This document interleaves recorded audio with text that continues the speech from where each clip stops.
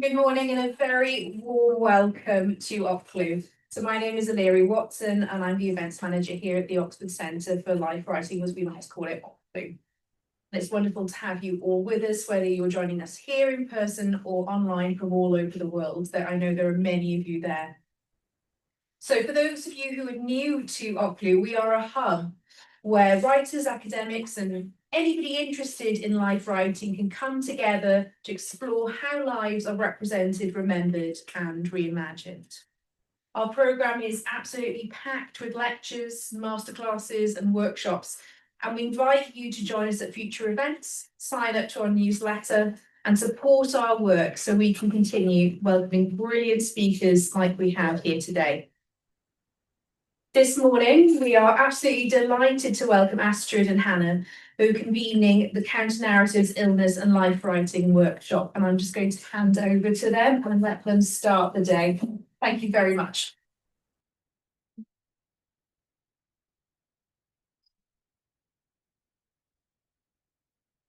So, good morning, everyone. It's my great pleasure to wish you all, both here in the room and online, warmly welcome to this workshop, Counter-Narratives, Illness and Life Writing.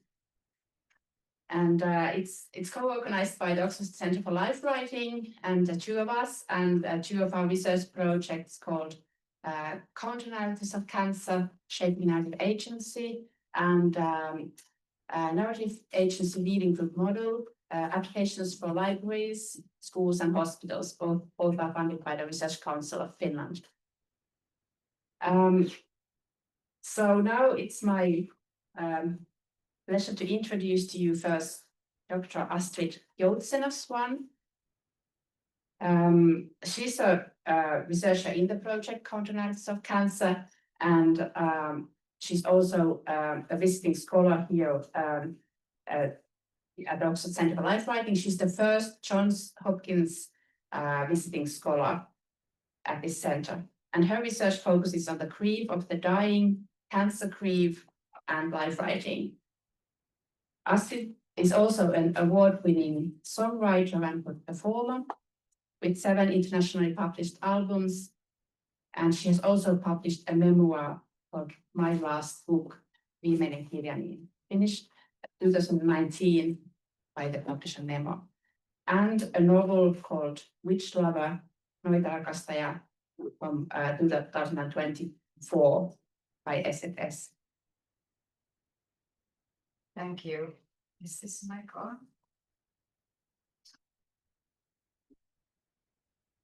I guess not.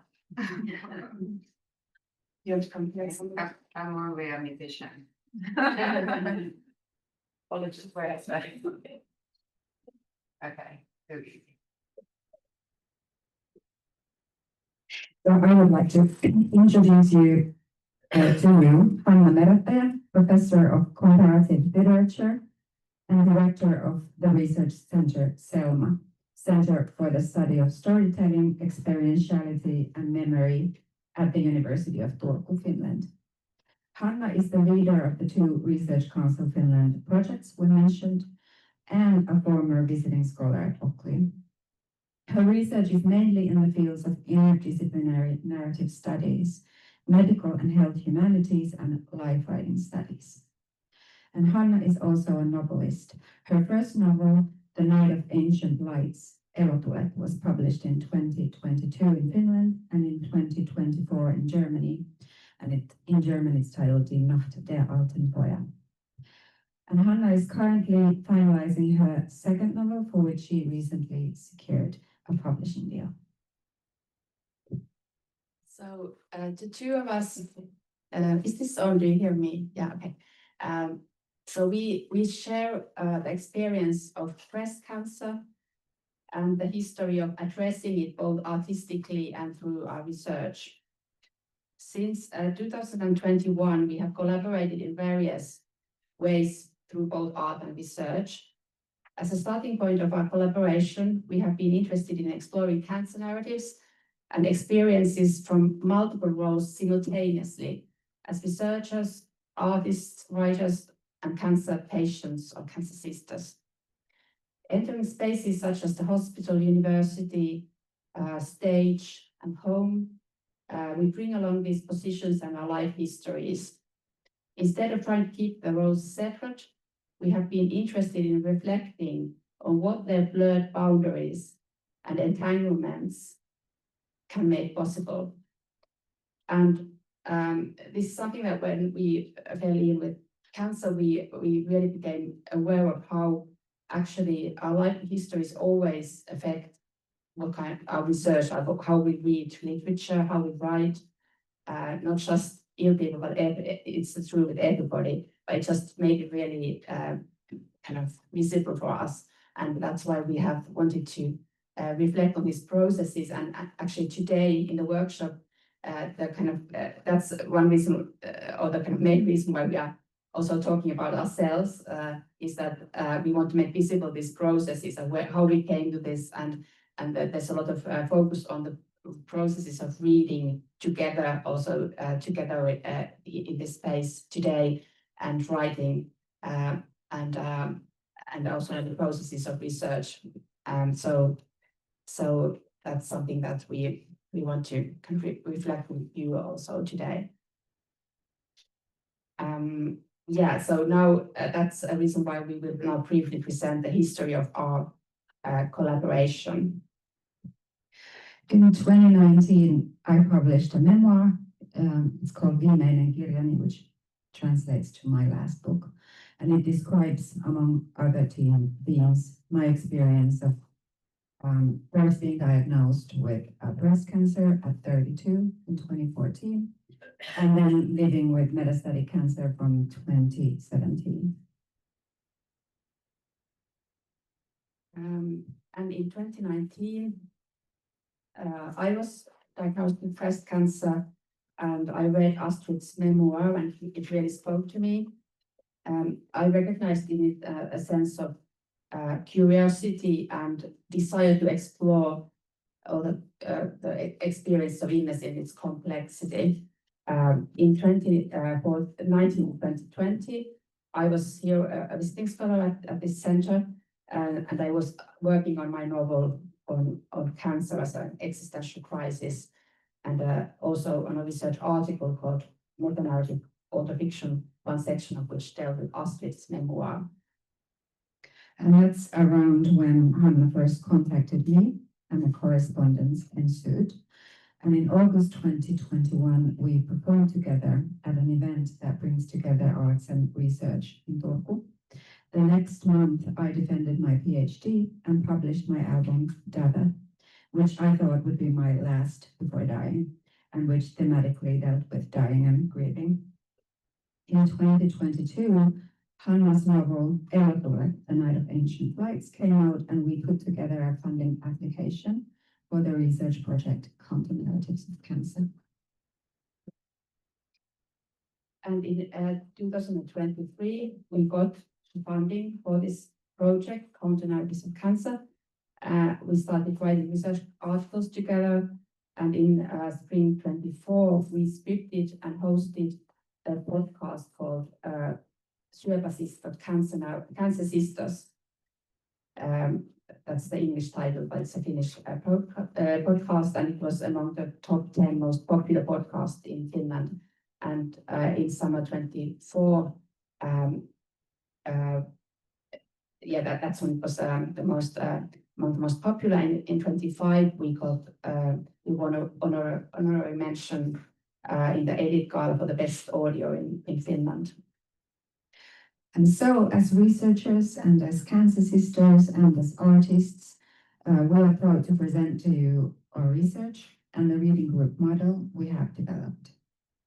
And during today's session, we start in the morning with Hanna presenting her work on counter narratives of cancer, and she will also talk about the reading group model. Then I will present my research on cancer grief and the grief after dying. Then we'll have lunch. After lunch, we will interview Maddie Mortimer, the prize-winning author of the novel Maps of Our Spectacular Bodies. And after the interview, we will briefly demonstrate the reading group model. And all of you are welcome to participate, and you can choose your level of participation. So you can read together or you can follow silently. we'll tell you more later on this. And then we'll have coffee at 3 o'clock. And after that, in the afternoon session, starting from 3:30, we will have a roundtable discussion with our esteemed panelists, Danielle Spencer, Amelia Nielsen, Angela Woods, and Tamarin Norwood, who have all traveled from near and far to be here today. And finally, we wish to say that we are hoping to foster an open and explorative mode in our shared discussions today. So there will be no right or wrong answers or questions, and there can be also hesitations and new ideas that we bring forth together. And today's topics regarding vulnerabilities and embodied experiences can induce all kinds of emotions and reactions. Yeah, so as it says, there are no right or wrong answers, and all of these emotions are really welcome, and we want to hold space for silence as much as for speaking. Okay, so now I will turn to the introduction on counter-narratives and reading groups. So I will briefly present to you some of the work we have done in this research project. So in the project Counter-Narratives of Cancer, we use the concepts of master and counter-narratives to make sense of different ways of narrating cancer. These concepts draw attention to how individual narratives always exist in broader narrative environments as part of the narrative dynamics, in which some narratives are culturally dominant and others contest them. In my own theorization of master and counter narratives, I draw on a tradition called narrative hermeneutics, which sees narratives as culturally mediated practices of sense-making that always have ethical and existential relevance. So they shape our ways of being in the world and how we perceive our possibilities, or what I've called our sense of the possible. I also consider it important that narratives are always entangled in relationships of power, social norms, and divergent subject positions that are not equally available for individuals in different social groups. As Michael Bamberg and Molly Andrews write, counter-narratives only make sense in relation to something else, that which they are countering. That is master or dominant narratives, which makes it a positional category. Although counter-narratives are conceptualized in relation to master narratives as narratives that resist and challenge them, scholars have noted that master and counter-narratives have a different ontology, so they exist in a different way. So while counter-narratives are typically concrete textual narratives, master narratives are often abstractions that need to be constructed from concrete narratives as kind of underlying scripts or recurring narrative patterns that counter-narratives project and resist. I have suggested that the concept of implicit narrative allows us to acknowledge the sense in which master narratives are nevertheless narratives, even though they may not be anywhere available in a fully fleshed out concrete textual material form. So they need to be constructed by interpreters of explicit narratives, which carry implicit narratives within them as what they resist or reinforce. Such implicit narratives have been sometimes called scripts. But the notion of implicit narrative has the advantage of drawing attention to something that needs to be constructed by interpreters, whereas script has the connotation of a written text that actors consciously follow. While master narratives are typically implicit because they need to be interpreted and abstracted from public discourse and are rarely told in an explicit textual form, counter-narratives are typically explicit narratives that make master narratives visible, for example, by challenging the key assumptions underlying them. I became interested in master and counter-narratives of cancer when I was diagnosed with breast cancer in 2019. So it triggered in me a kind of existential crisis that left me at loss for words. So I became interested in how literature and life writing can provide us with interpretative resources for making sense of experiences of going through crises such as cancer. When people go through life crisis, they often struggle to find words from their experiences, and they may find suffocating the norms exerted on them by culturally dominant narratives. In such a situation, literature can expand our sense of the possible by providing alternative ways of narrating experiences to those of the culturally dominant ones. So when I was diagnosed with cancer, I quickly noticed that there's a strong norm for how the breast cancer narrative is supposed to go. As is typical in such cases, I was constantly told that now I just have to fight hard. And I noticed this kind of strong normative optimism that dominates the narrative imagination around cancer. The culturally dominant breast cancer story goes approximately like this in a kind of simplified form. I found a lump. I got a shocking diagnosis. I went through grueling treatments with courage and optimism, and I made it, and now I'm a better person. So as Emilia Nielsen, who is here present today, has put it, the problem with this standard narrative is that other types of cancer narratives are effectively silenced, and she focuses particularly on how the dominant narratives erase a kind of range of emotions from anger to sadness and grief. And there are also many other problems with this dominant narrative. For example, the narrative of battle problematically positions patients as winners and losers, and exerts unnecessary pressure on patients.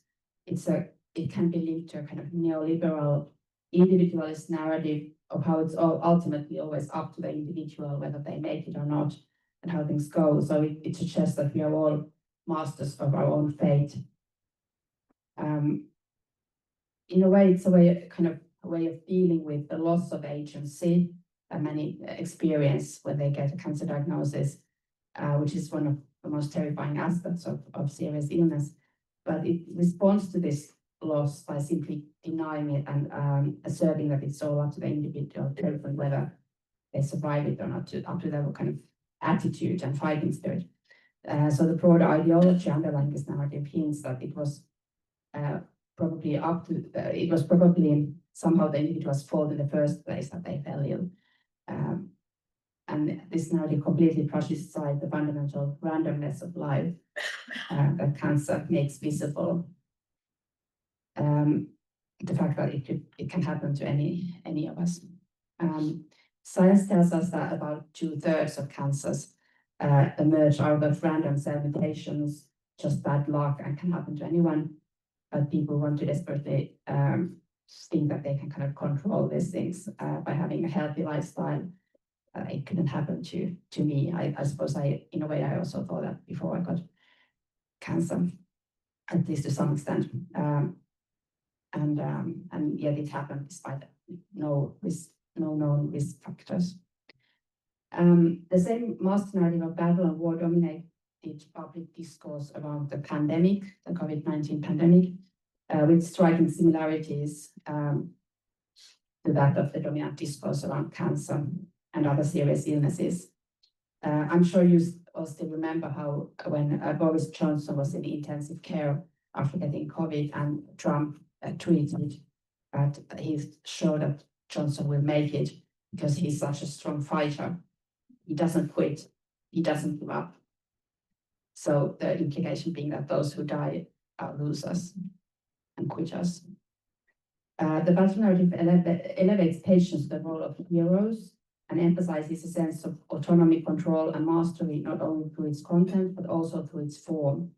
It's told from a redemptive end, as a story of survival and victory, or as a quest, to use Arthur Frank's term. I'm interested in how counter-narratives of cancer can problematize dominant illness narratives, not only by questioning certain tropes and metaphors, such as that of battle, but also through narrative forms that challenge the expectation of a linear and coherent narrative that proceeds from the beginning to the middle, through a middle to an end. So literary life writing on cancer can provide us with fragmented illness narratives which resist a coherent narrative form by blending prose to lyrical fragments and, or for example, autobiographical essayistic reflections. So there are lots of different ways of countering that can happen, also through literary form. And one example is that we've been particularly interested is Maddie Mortimer's Maps of Our Spectacular Bodies, which we will discuss more in the afternoon. It uses this kind of fragmentary form in a very creative and playful way. For example, by making cancer one of the characters, or at least that's how we've interpreted it. A kind of tricks the character, like creates chaos in the character's lives and eludes attempts at narrative mastery. It's a highly meta-narrative cancer novel in the sense that it explicitly discusses the way cancer resists narrativization. For example, I read this excerpt. So the problem with it is the lack of story narrative. When asked for the definition of neighbor, Jesus didn't turn to his glossary. He had a parable up his sleeve. Human example is everything, thought Anne, as her hand shaped and carved and built and bent through pathology and insulin and enzyme activity. In the novel, Leah has breast cancer, and she and her daughter Iris are the main characters, but that is this cancer character is another central character there, which narrates its own account in the first person. The passages narrated by the cancer are in bold. So it's really this really interesting trickster character. Also references many narrative techniques in the following manner. So this is a part of the tumor talking here of Spielberg techniques. The brilliance of Jaws resided in the fact that for the most of the film, you never witnessed the monster. The minute the audience saw the fat teeth jutting out of those bloody ketchup gums, they may as well have been watching a papier-mâché fish flap about a puddle. And that's the beauty of me. See, you never see me. You never really know what it is that's teeming in the waters, munching on your life, your wife, biding sweet time before it rises up, sinks its shores in. So it really playfully comments on different ways of telling the battle narrative as well, including his horror film type of techniques. So first, the cancer remains a kind of agent of its own and largely separate from Leah, but as the narrative progresses, it becomes increasingly entangled with her. Cancer appears as an agent with whom one can live and to which one can relate in different ways, also with curiosity, playfulness, and creativity. By making cancer an agent, the novel explores the uncontrollability of cancer and of bodily existence more broadly. By playfully engaging with the collective narratives of cancer, it resists on a both formal and thematic level gestures of narrative mastery and closure. In the novel, Leah, who is going through breast cancer and then dies of it, loses much of her agency, but what she still has is narrative agency, the ability to narrate her experiences. And one central way she practices this agency is by writing a dictionary of interesting or beautiful words, illustrated, sometimes involving stories linked to the words. And we'll come back to this in the afternoon. For now, I want to finish my introduction by moving on to the things a bit more about reading and writing, kind of power of reading and writing.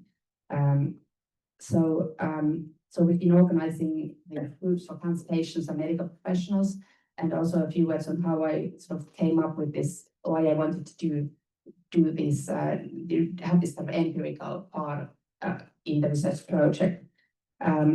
So it kind of emerged both. We had already been doing reading group research in an earlier project that I was leading, but it was also largely that my own experience of how really kind of life-sustaining reading and writing was in that my own time of going through this existential crisis. I experienced something that I kind of the kind of expression I came up with was a kind of existential diminishment. By this I mean a kind of confusing, disorienting state characterized by lack of means of expression and articulation, whereby it's difficult to find one's bearings confront one's own experiential reality or communicate it to others. So reading what others had written about cancer experience, for example, really made a difference for me. So I read and read really like as if I was kind of drowning what others had written before me, starting from Orchid Lord and going all the way to, for example, Astrid's memoir, and later, for example, Anne Boyer's work, The Undying, and all these books, they really gave me words that helped me kind of find shape for my own shapeless experiences. And then earlier on, I also started writing, because writing has always been for me to kind of try to structure experience and find kind of ways of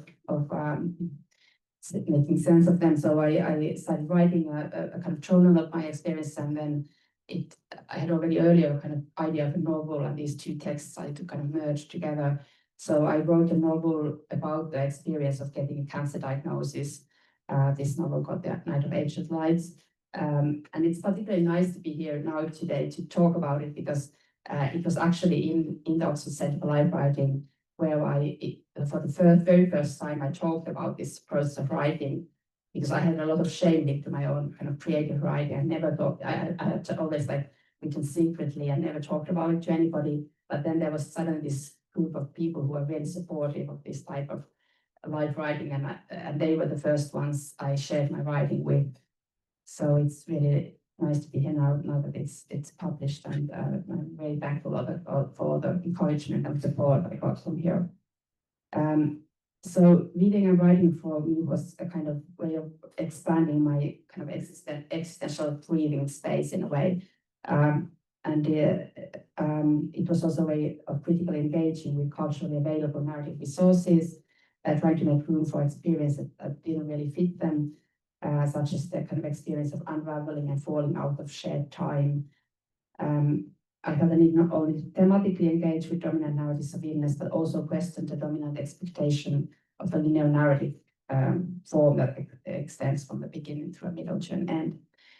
So most of the narratives that I encountered, for example, in the media, they were told as these redemptive narratives of survival,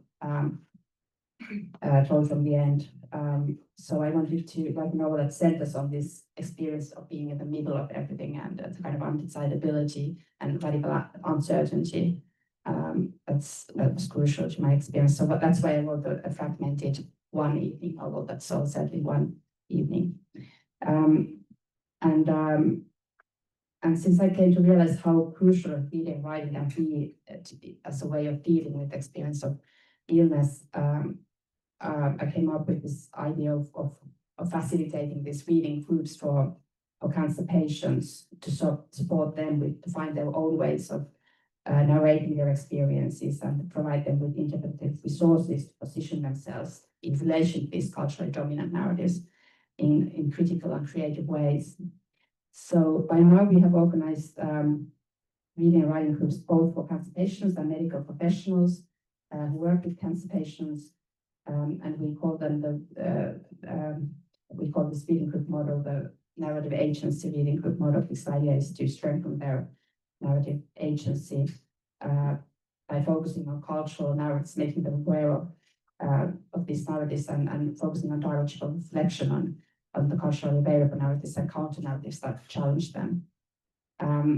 So what is narrative agency? So I've defined it as our ability to navigate our narrative environments, to use, reinterpret, and engage with narratives that are culturally available to us, to analyze and challenge them, and to practice agendial choice over which narratives we use and how we narrate our lives, relationships, and the world around us. And I have identified 3 central dimensions of narrative agency, which are narrative awareness, narrative imagination, and narrative dialogicality. So with narrative awareness, I mean a recognition of these culturally available narratives that shape our lives by functioning as models of sense-making. These narrative models largely affect us automatically, and the effort to bring them partly bring them to conscious reflection can allow us to evaluate them critically. Narrative imagination encompasses our ability to envision possibilities beyond what seems to be self-evident by creatively engaging with cultural narrative models and imagining alternative narrative trajectories for ourselves and also for our communities and humanity more broadly and for the planet. And narrative logicality refers to the narratively mediated process through which we become who we are in relation to others in a fundamentally dialogical and relational way. And then we kind of create this kind of narrative in between, this intersubjective spaces between us.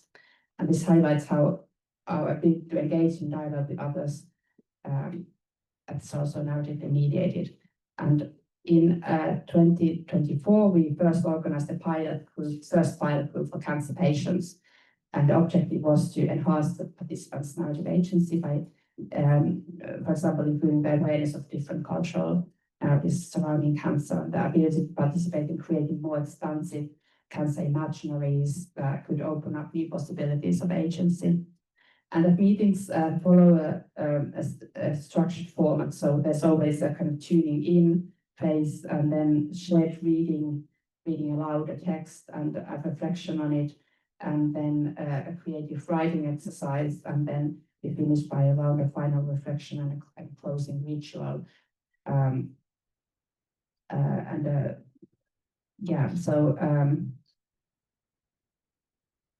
So typically we first discuss the text from kind of experiential perspective, and then we introduce these narrative themes there. And then in the final kind of closing ritual, there's a short creative writing exercise called narrative insights, designed to provide participants with the opportunity to reflect on narrative issues that have resonated with them during the session. So they share kind of meaningful moments from the session, and then they write on a kind of post-it, a kind of leaf-shaped post-it note, what kind of struck them as some kind of thought or question or kind of rudimentary narrative insight, something and kind of rudimentary insight that linked to narratives, and they all put them on this kind of metallic tree. So we have this kind of tree of narrative insights that we create together. Given the sensitive nature of working with cancer patients and our aim to facilitate reflective processes, it's of utmost importance to be able to create and maintain really safe space in the groups following principles of bibliopoetry therapy. So there's a professional bibliotherapist present there as one of the facilitators, and this involves kind of delicately balancing between the personal experiences of the participants and then discussion on these cultural narratives of cancer. When we demonstrate the reading group in the afternoon, it's not possible to create the same kind of safe space and atmosphere because there are so many of you and we don't know each other and so on. So it's just a kind of to give you an idea of what it could be like. And we are not recording that session so that we feel more comfortable here. And the idea is just to give you an idea of how it could work out. The perspective of narrative agency allows simultaneously questioning the reduction of patients to passive objects of medical treatment, emphasizing instead the patient as a subject of their own experiences and agents of telling their own stories. And at the same time, it allows questioning a kind of one-sided emphasis on individual agency that characterizes the master narrative of battling, for example, and the idea that the patient is a hero who can decide the outcome of their battle if they only have the right attitude and enough willpower. So not only are reading group model, but also counter narratives that we work with often show in different ways that agents can decide elsewhere in processes of narrative sense making as we engage with our narrative environments by interpreting the narratives that are culturally available to us in our own critical and creative ways. Thank you.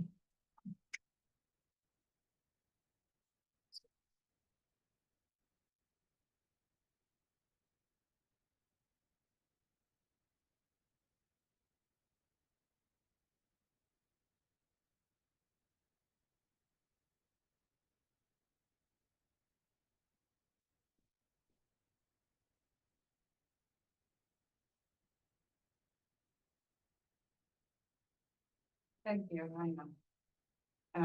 I will now cheer everybody up with some talk on grief and the grief of the dying.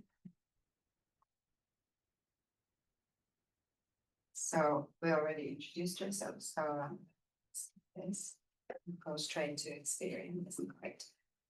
It is because my embodied experience of living with breast cancer for the last 11 years, which I have addressed through music, literature, and life writing, that I have come to discover a gap in our general knowledge regarding grief. I call it the grief of the dying. In August 2021, 7 years after initially being diagnosed with breast cancer, and 4 years after the discovery of metastatic illness, I have been waiting for a new line of treatment to become accessible in Finland, as previous treatments had stopped working during the year. While waiting, scans showed continual growth of brain metastases, and my palliative doctor introduced me to the possibility of sudden death, and in the very least, soon approaching death. Practical preparations were made, hospice plans, support for my underaged child, and the writing and updating of official documents pertaining to my care and death. Yet, a lot of uncertainty prevailed, and nobody seemed to have time or ability to listen to how I was feeling or what I needed. Most of my cancer peers had died by then. It was reasonable to expect to be next. As I attempted to disentangle from the living and face death, I turned to experts of mental health and medicine at the Cancer Center, support group and therapy leaders, and research databases for advice and support. What should I do about my grief? What do we know about the grief of those who are dying? No one had any answers. I had a sense of floating in the unknown, being among others, but completely detached. Then a new targeted drug became available in Finland in early October 2021, and I began to receive it. First scans showed the halting of progression, and my life continued and still does. So I began to research the grief of the dying. Grief as I have defined it, an affective conglomerate that the living experience in relation to loss in time and space. Grief can include emotions, feelings, affect, and states. It isn't just a description of losing a loved one. It's not only bereavement. Much of it is hidden, unexpressed, and unacknowledged. What I have discovered is that the grief of the dying is mostly missing from research literature, from the expertise of support in cancer hospitals, and it is not directly named in palliative care. I suggest that there is something ill-fitting to our contemporary positionings, solution-oriented and orientation and fixed mentality about considering grief, especially in the context of one's own death. The concept of the grief of the dying unites two fundamental uncertainties: the unpredictable, shape-shifting borderlessness of grief and the unknowability of death. These require us to turn toward our vulnerabilities and face the inability to control outcomes of living. In my first published article on the grief of the dying, I underlined these qualities: mourning of one's death, fragmentation of narrative, unending uncertainty, and moving between acknowledgement and denial.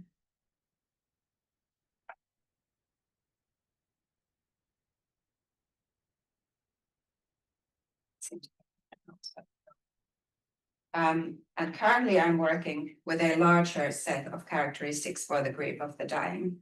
And right now I say that the grief of the dying is the grief of those who are incurably ill, and they have a diagnosis from the doctor and are aware of their approaching death, receiving palliative care and or end-of-life care.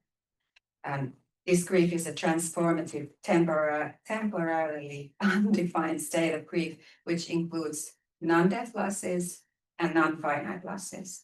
The experiential grief over losing one's life. And it encompasses emotions, feelings, states, affects, and activity, as well as actions. The grief of the dying can be experienced for some days or weeks, or it can be a partner in life for months or even years. It's often hidden, it's without expression and disenfranchised. And the objects of this loss are in the past, but they are also in the present and they are in the future. So this grief can exist without a clear object as well.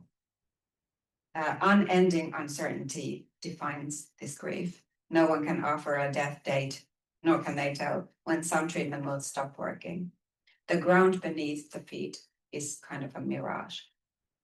Movement between the modes of addressing and avoidance of grief is very defining, as is everydayness of this grief and of illness and of trauma. And what happens with the grief of the dying is that it restructures narratives and conventions of telling, and it often breaks linearity, and it seems that this happens like in telling, but also as a kind of material experience with illness and the soon approaching death. The grief of the dying appears as a counter-narrative to the master narratives of cancer and to grieving and to much of the research into grief and mourning as they focus on bereavement.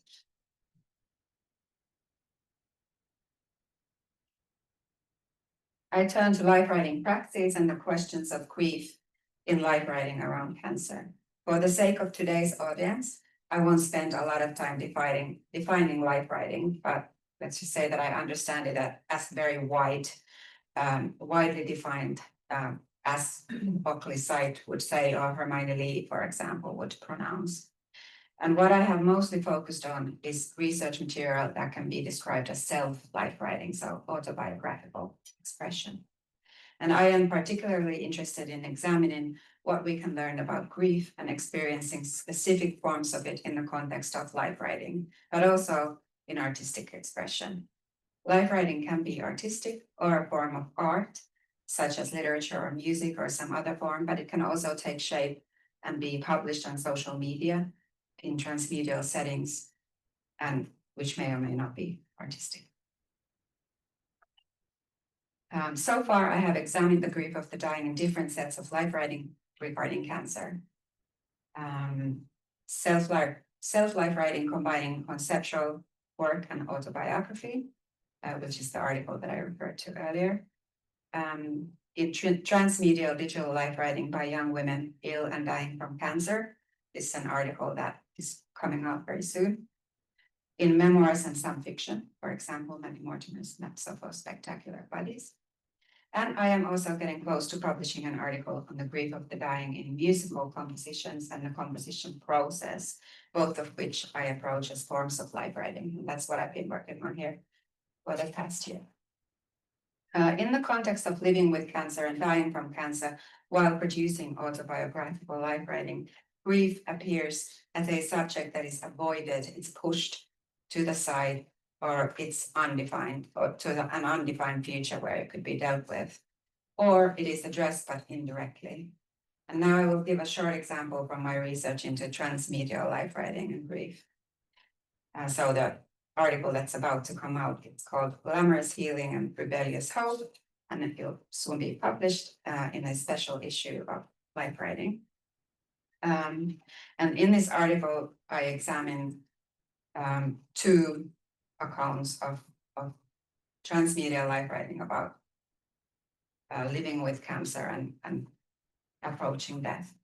And one of the people whose life writing I'm looking at is Dame Deborah James from the UK. She was known as Foul Babe on Instagram and other social media. And she was a teacher, a headmaster who got ill with or was diagnosed with bowel cancer at 35 and died at 40. And in her life with cancer became very famous through You and Me and the Big C podcast by BBC, but also through her columns and her social media account. And then the other person that I looked at is Nali Augustin, who was a Canadian social media influencer, I might say, who lived with breast cancer for 7 years, I think. and wrote about it on and blogged about it on social media, on YouTube, and then published or self-published a memoir very close to her death. And I have examined, I have examined the limits and possibilities that transmedia life writing affords, and tracing the transmutations of hope and healing, especially in autobiographical construction of metastatic cancer, and especially on Instagram. The inscriptions of selves and lives that do take place in a transmedial network setting is what I have been interested in, and what is really informed by the cultural landscapes of intersecting differences. In the article, I propose that a highly public life writing practice addressing illness and dying re-inscribes norms of acceptable ill selves and lives, while at the same time exposing illness cultures to critical examination. For the dying life writers, what I describe may ultimately be a hindrance, an ambivalent space when it comes to grieving. And right now we live during a time of a particular kind of virtual material enmeshment defined by our uses of the internet. Its impact on life writing is that it takes place on multiple sites and publishing venues at the same time, online and offline. Anna Polerik has coined the term self-life inscription to describe digital and platform life writing of all kinds, and it denotes inscription, all kinds of tellings of lives, and not just lexical forms. The emphasis is on creation of the narrative. The coaxing of the social media platforms, conventions of journalism, and memoirs published by publishing houses invite versions of the cancer narrative, which should be hopeful, and they should aim at healing, either from cancer or spiritual healing, and remain attached to conventions of femininity and capitalism in order to be successful. While making the telling of one's life almost compulsory, these mediaized platforms are hospitable to some narrative structures, yet they make other tangents difficult to construct or express, maybe even to experience. Thus, when we understand life writing as not only inscription, but always also the construction of a self, it is significant that grief falls almost entirely outside the possible in the example transmedia life writing of the two so-called cancer influencers. In relation to cancer narratives, this transmedial setting invites and rewards formulation of survival stories, even when it takes effort to transform the life narratives of the dying into narratives of hopefulness or healing. Meanwhile, narratives of incurable metastatic cancer can become intensely followed, as is the case with the authors, Augustine and James, who reached a celebrity status, or in platform terms, they became cancer influencers as they were dying. The point I arrive at in the article is the normalizing logics of the commercial platforms and of intense visibility are overpowering when it comes to the self-life writing of those ill and dying. The confinement and restrictiveness of the contemporary medical cancer story becomes visible in these cases. There's the pressure to heal, to be cured, to survive, thrive, to turn cancer into an empowerment story, even if one is dying. And this is becoming even more intense with the newer iterations of platforms. Contemporary technologies of constructing selves make sure that the possibilities of telling differently seem to be getting thinner and dying away. This is even though the proliferation of digital and largely platform live writing access could also have meant a widening and an opening for a more kind of varied and different expression of grief, for example, or of dying. So in the creative fields, I think there might be more hope for us. The point that creative practices are well suited for addressing grief has been made, for example, by Kathleen Higgins. She says, loss bears an intimate connection with aesthetics.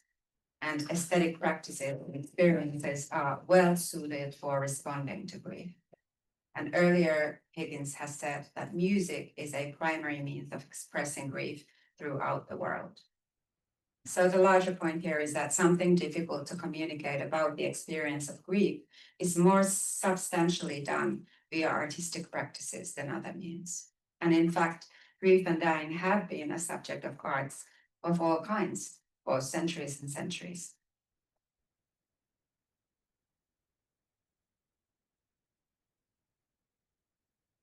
So what are the possible capacious places for the grief of the dying or cancer grief? My intention is that we figure out other means of life writing that are supportive of expression of grief. And counter-narrative life writing spaces could be especially forms that address the construction of the self and experience, because that way it becomes possible to read for grief as an experience. We look for forms that allow for exploration and reiteration, and narratives of cancer can be written in an exploratory mode. For example, in literary memoir and fiction, where there appears to be more scope for discovering and examining the impact of cancer or its meaning. And I think that art and creative expression is the place for this activity. I am becoming hesitantly convinced that creative processes of all kinds are where effective explorations are less restricted. Although, of course, there too, we are always bound by conventions and coaxing of all kinds. Thus, creative processes have more space for grief or more allowance for its different appearances. I am currently finishing the article on 2 musical compositions that address the grief of the dying and cancer grief. It will be published next year, I hope. With expressive art, the challenge is in evidencing the experiential knowledge that a piece of music manages to touch upon a particular grief in its structure. We're dealing entirely with embodied knowledge here and the affective. And another challenge is to know if music is in fact composed with the intentionality of expressing how it feels to be dying of cancer or to live with cancer. And what might then be the effective musical expression, for example, for describing mourning one's own death. Despite these challenges, I am driven to continue my research of these griefs in life writing and in artistic expression as life writing. And I am interested in the kinds of data that can be produced and if ultimately our understanding of grief might change as a result. As I am looking for sources and expressions of how it is to live with non-finite losses, grieve daily instead of a finite period, and mourn the end of one's own existence,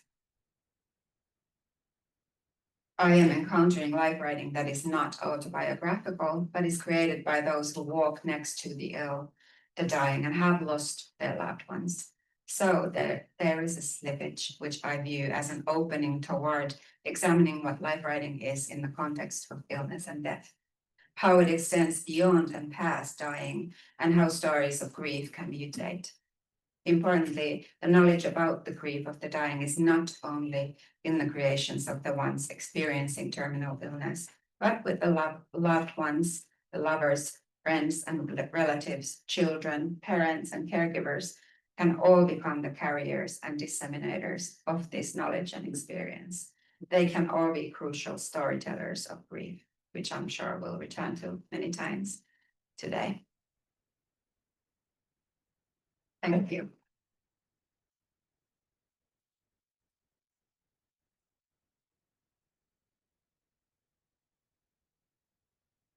Thank you, Astrid. And now we have some time for questions and comments before we go for lunch. So, who would like to start?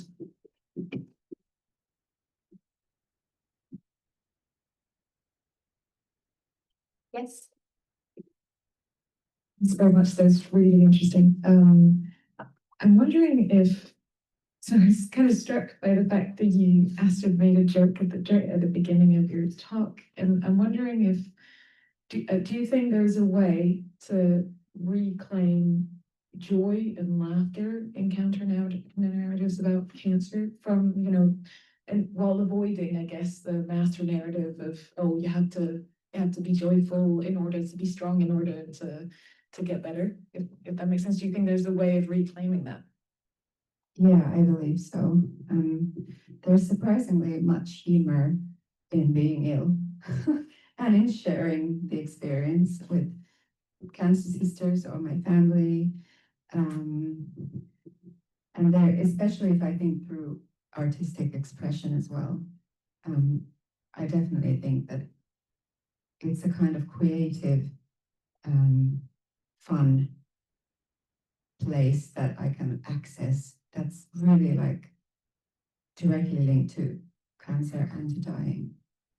What do you think? Yes, so making the podcast with Astrid, it was just so much fun and there's a lot of humor in it. That's also one of the feedback we got, that people have really had also fun with it.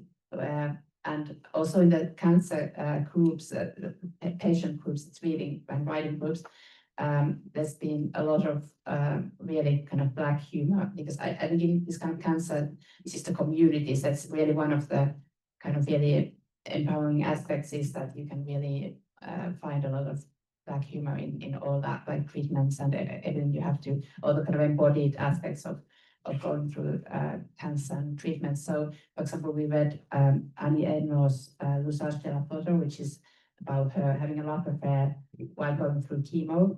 And it was just so hilarious, actually, because then this group of women who had gone through breast cancer in Finland, they made this whole kind of it became one part of the kind of shared narrative imagination in the group, that they drew a kind of opposition between the elegant French way of going through chemo, that even when you go through chemo, you are this kind of really sexy, elegant person. And then there's a kind of Finnish way. There's a place called Raisio next to Turku, where I come from, which is this known as a particularly kind of unglamorous place. And so they were joking all the time about the French way and the Raisio way of going through chemo. So it kind of stuck with them. So they kind of referred to it also during the later sessions. So that kind of humor it's like really important part of this. It's like part of the narratives we share, and I think it's it really helps in lots of ways of just dealing with the whole experience. Also, in research of grief, it is now acknowledged that a kind of fun and laughter can be part of grieving. So grief doesn't mean that you're sad all the time, because that's one of the kind of misconceptions, I guess. But yeah. Anything else? Yeah, you mentioned it's a specific question that you mentioned. Oh, thank you. At the end of the writing group process, that you have a closing ritual, and I'm interested in ritual as an artistic form and process, and I wondered how significant that is, and how ritualistic you make it. Thank you. I think actually this there are also other rituals, because that's why it's very important to have the same structure. Also, there is something ritualistic about having always the same parts in all those reading writing sessions, and this closing ritual is particularly important. So even just the fact that they write these things on a piece of leaf, and then they get up and go and put it in the part of the tree they choose. So it sounds like quite, in a way, very simple, and but actually it becomes important as a ritual, something that it kind of brings a certain kind of sense of safety, that it always happens, and then it just feels somehow more significant because of this ritualistic aspect. So I think it's really, really important. So I would love to hear more. Maybe we can discuss later what kind of rituals you are working on. But I do think it's important. So I hope we get to do that, not in a kind of proper way, but at least kind of something a bit similar this afternoon. Those who want. Yes. Is there in Zoom a question? Or... Yes. Thank you. So yes, a question from Zoom. So we have Leslie who says, such powerful presentations, thank you. So much taken about voice and agency and liberation, but some illnesses such as Alzheimer's disease are not susceptible to narrative. So do we need an extra dimension for those illnesses? Yes, thank you. So first of all, with narrative, so we want to also draw attention for narrative is not one thing. So often people think when they think about narrative, but they think about this kind of linear, conventional narrative with a beginning, middle, and end. And we want to draw attention how narrative is. There are so many different forms of narratives. But for example, these fragmented narratives. That, for example, Maddie Mortimer's novel is one example of that kind of very unconventional narrative, maybe, I guess. So we are very interested in the kind of different literary forms that bring out this kind of transience of life and these kind of moments that don't build into a coherent linear narrative. But even so, I think it's also very important to acknowledge that narrative isn't everything we have. So artistic expression is a lot of different things, and non-narrative forms and poems and so on are also really, of course, really important here. So we are just in this project, we are focusing on, we want to draw attention to these kind of dominant narratives, and then what are the alternative ways of kind of countering them and contesting them. So that's why we focus on narratives, but it's very important that there are also other forms of artistic expression and music, for example. What do you think? Would you like to also respond? Or? I think you pretty much said it all. And yeah, I just think our understanding of narrative is such that even if a piece of music, for example, doesn't make much sense to try to understand it as a narrative with a beginning and end, we might think about the thematics of it, and therefore kind of be able to interpret it as a kind of narrative without saying that it has a form.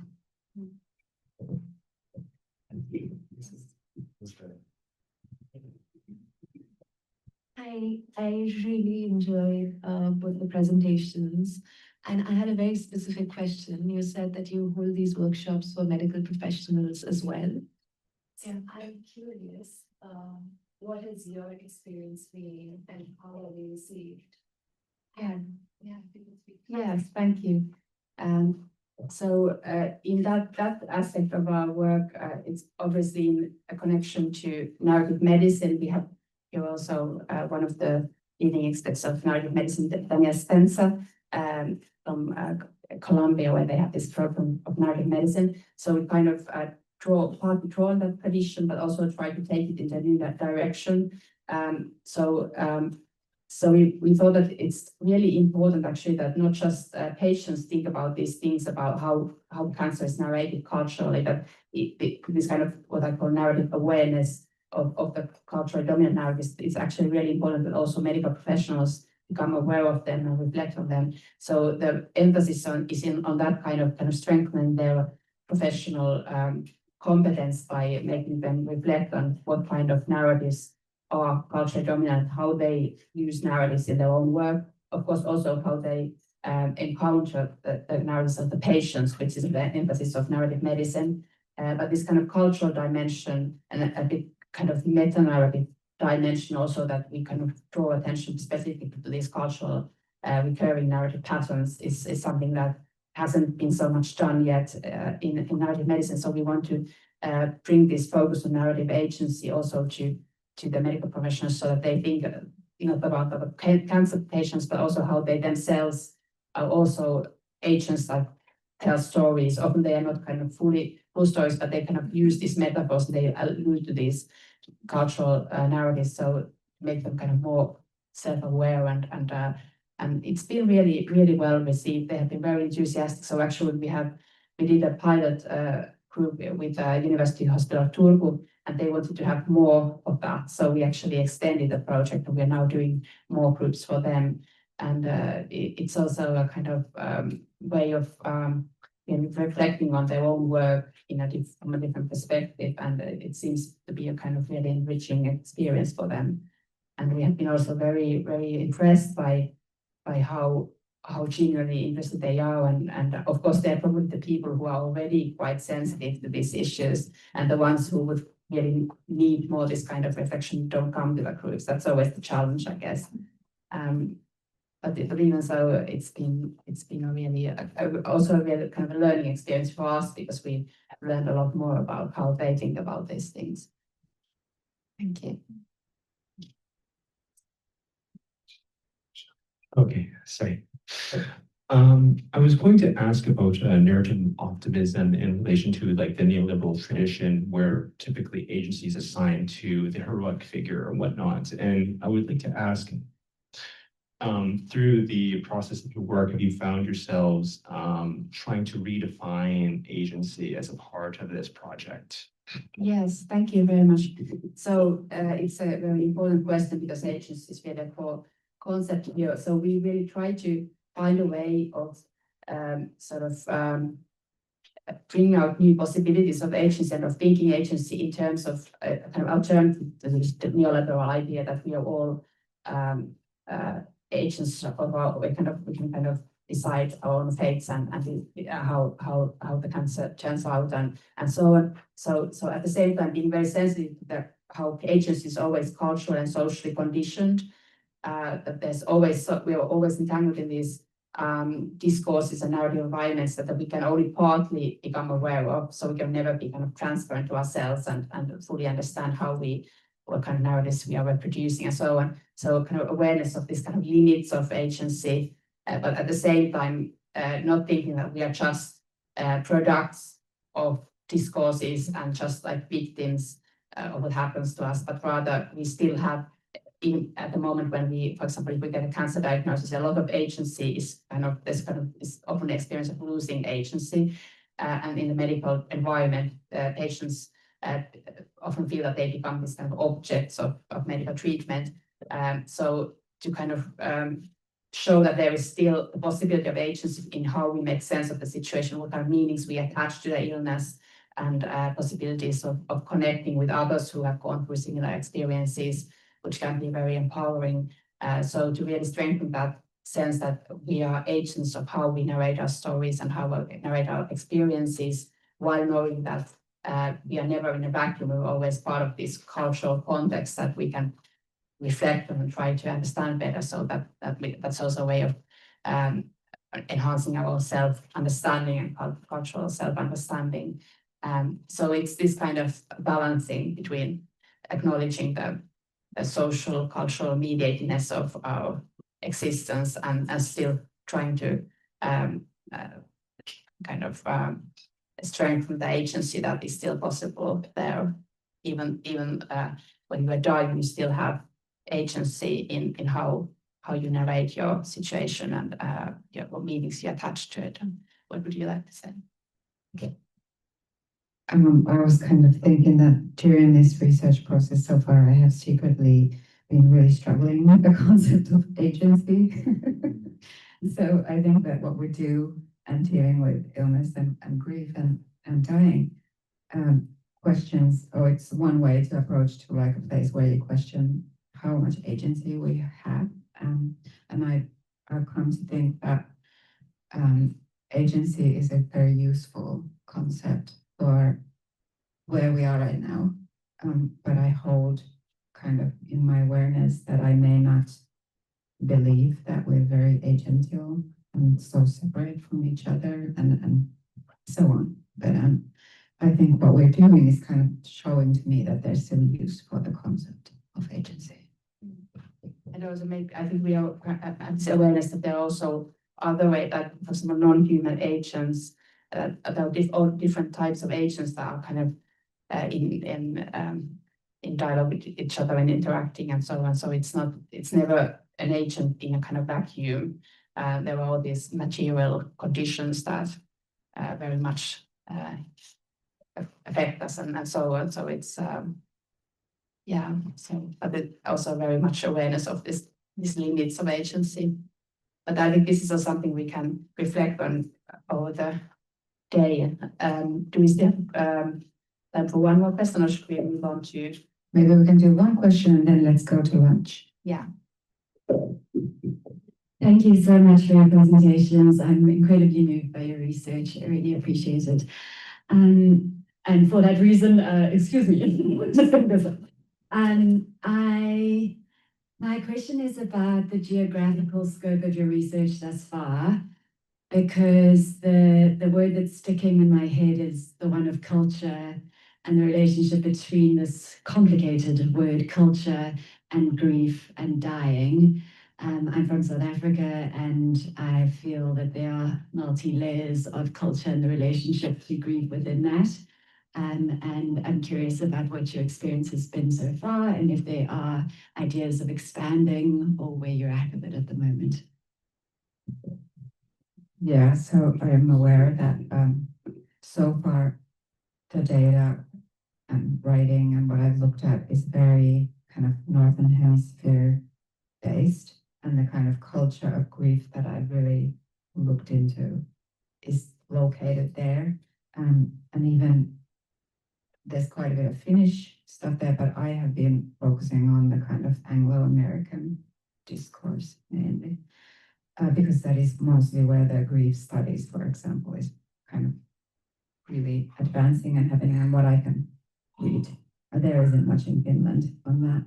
But I am hoping that I get to expand into other kinds of hidden and unacknowledged griefs, and very much think about culture also as geographically and as, like different people and very different cultures of grief. Yes, thank you for the question. So with sometimes people mean with culture, kind of culture specific to a certain country, for example. So when we talk about cultural narratives of cancer, we mean culture quite broad in the sense that we are always entangled in these webs of meaning that they don't necessarily follow kind of national borders. So it's quite kind of broad understanding of culture. So there was certain kind of dominant narratives of cancer in kind of Western culture, I guess, if you can generalize like that. But we are also very aware that we should, in the future, we should do more specific research on different cultural contexts as well. So far we've been, as you said, really focusing on kind of Western cultural context, and of course because we want to show that cancer is also not a cultural concept, not just medical, but it is also very much a political phenomenon. So the political context, what kind of treatments are available, and also there are very different discourses on cancer in different, for example, in Asia and so on. So we would love to expand in the future, but right now we don't really have expertise on that. So it is one of these two projects that we are doing. It's a kind of proof of concept funding, which means that taking sort of research results into practice. So we are kind of showing how these cancer groups can be facilitated and kind of training. We are doing training sessions for also internationally. For example, collaborating with the University Hospital in Stockholm, Karolinska University Hospital, and with the colleagues also in Tallinn. So we are kind of starting with these quite kind of neighboring countries, but we are hoping to expand it.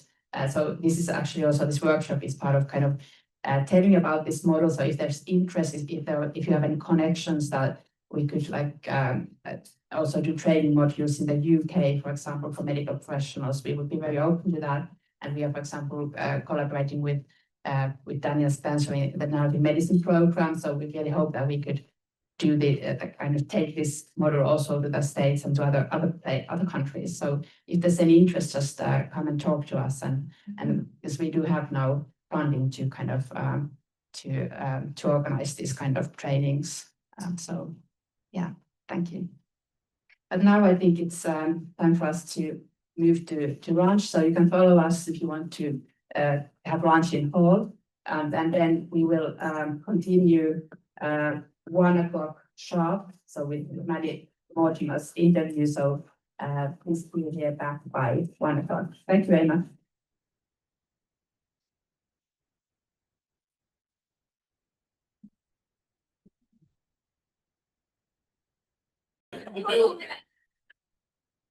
Exactly. I know what's going on. Yeah. My thing, so. Yeah.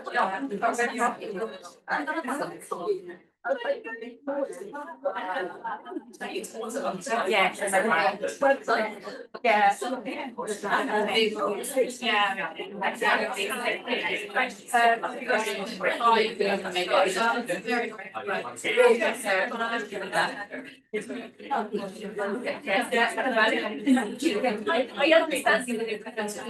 I try and get. It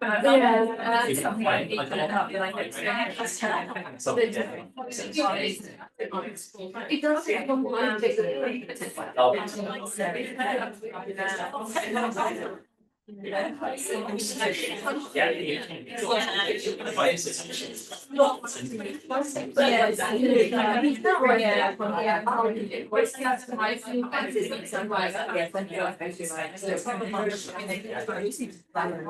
I feel it should be. I guess it's trying to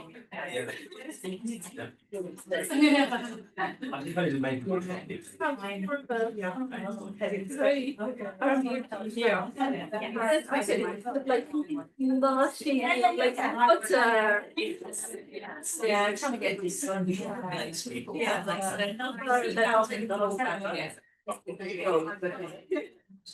yeah. Yeah. The cabin in the woods, I do. Like one of those shepherd's houses. Just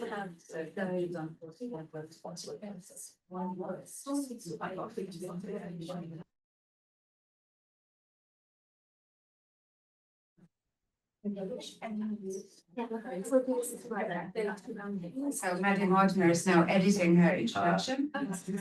Maybe that's not awful now. Sorry, just one second. Yes, and I think essay that you used in the chiefly obviously for So it's our pleasure now to continue the program with an interview with the author Maddie Mortimer. And Maddie Mortimer was born in London in 1996 and she studied English literature at the University of Bristol. She has worked in marketing and as a screenwriter. Maps of Our Spectacular Bodies is her first novel. It has been published in 20 languages. It won the Desmond Elliott Prize for Best Debut Novel. It has been longlisted for the Booker Prize, shortlisted for Goldsmith Prize, and longlisted for Dylan Thomas Prize.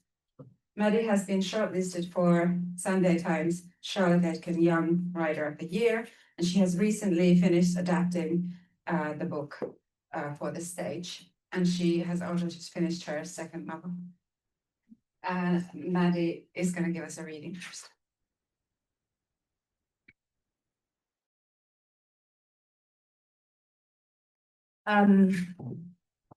This is, thank you so much for having me. This is such an honor. This is, like Astrid said, my debut novel, and it is very much a work of fiction. It is about the life of a woman called Leah, who is dying of cancer.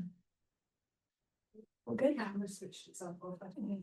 To read less for those joining us online. Very sorry.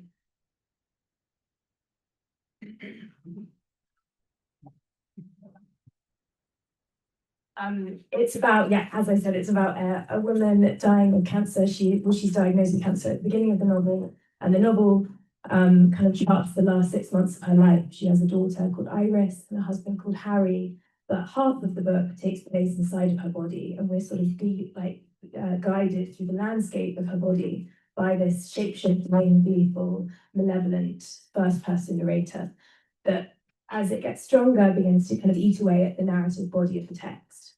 And I'm going to read from near the end of the novel. I haven't had cancer myself, but this is sort of loosely based on the life of my mother, who died when I was 14. So the book kind of turned into an elegy for her, but it didn't start out that way at all. And when I think about life writing, it's not something that I feel comfortable with or familiar with at all. But I kind of ended up writing my way home. By the end of the book, I was kind of very much looking at a mirror, looking at myself, looking at who my mother had become and what our relationship was, having started out from this very conceptual, kind of abstract, avant-garde place. So I'm going to read from the kind of life writing part of the novel. Water. In the bath, I feel like a Martian mudstone being examined by scientists. Body expansive, not mine. They can now prove there was once a lake on Mars, lake of water, not quite water.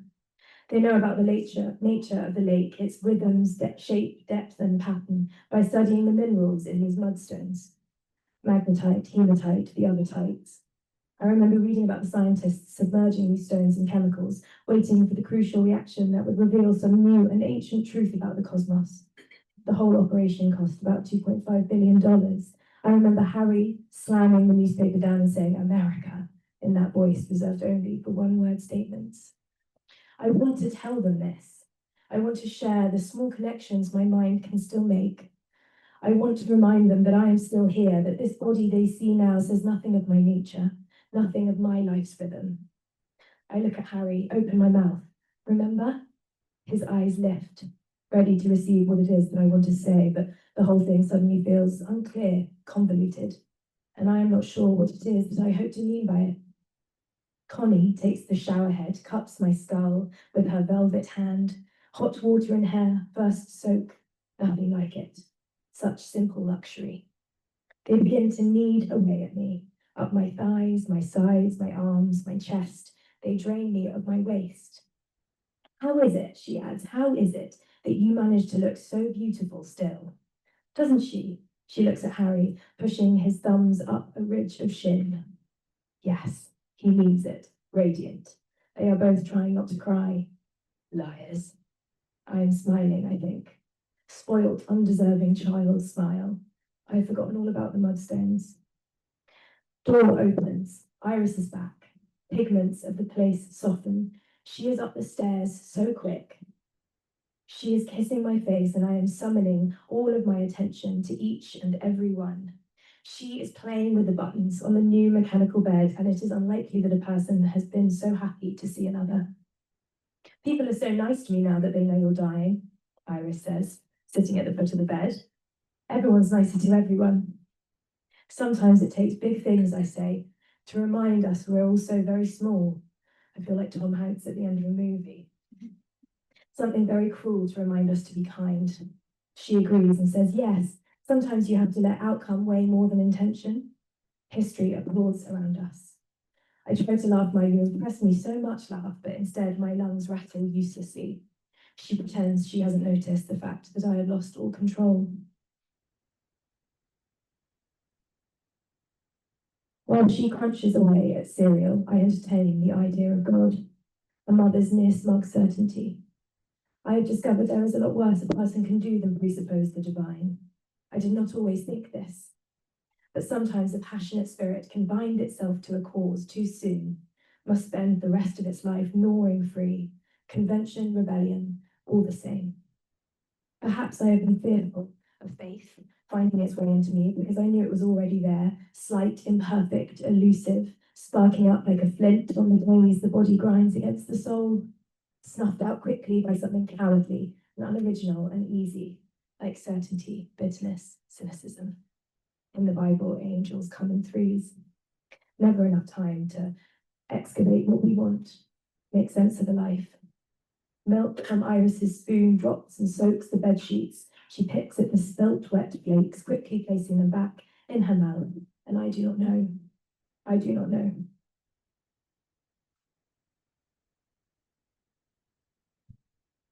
Freezing feet. She is sitting on them. Harry rummages around the house for hot water bottles. She wants to say something, but does not know if she should. I can tell by tumbling eyebrows, twitching mouth. What is it? You are so yellow, Mum. Why are you so yellow? I know I am frightening. I know she will never forget the image, never be free of my frightening staleness. So I tell her it's my love for her, the strongest thing left in me, and it's everywhere. It drenches me. This isn't smart or helpful, I don't think, but I have run out of good ideas. She smiles the saddest smile. I know that she knows it's not that. I know that she knows it's to do with my liver and my failing insides, that we are quiet and respectful of the little fictions we must make to get through. I'm going to do one last bit. From the kitchen, sweet flooded cello, wisest instrument. Layers of boiling water bottles piled up at the foot of the bed like sandbags in trenches. I am watching her work away in a sketchbook. I am also holding a pen. I do not remember how long it's been there. Another sketchbook waiting, patient as paper, hello paper, lovely paper, has always been on my lap. I do not remember it ever being put there. I'm trying to do what I could not do before, trying to write her some letters for future birthdays. 16 today, 18, 21.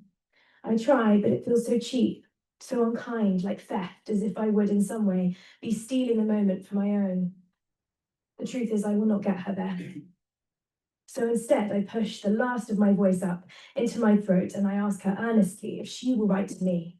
A note, I say, a story, anything once in a while, perhaps when something good or interesting or big happens. And then I insist she rip the note up or burn it, because it's useful to get into the habit of creating and then destroying, making and breaking, doing and undoing. She asks me why. I tell her, acts like these remind us that we never arrive.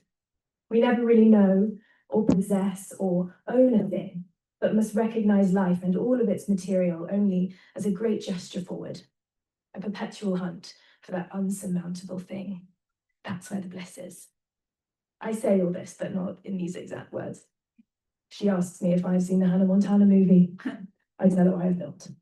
We work quietly on our separate pages.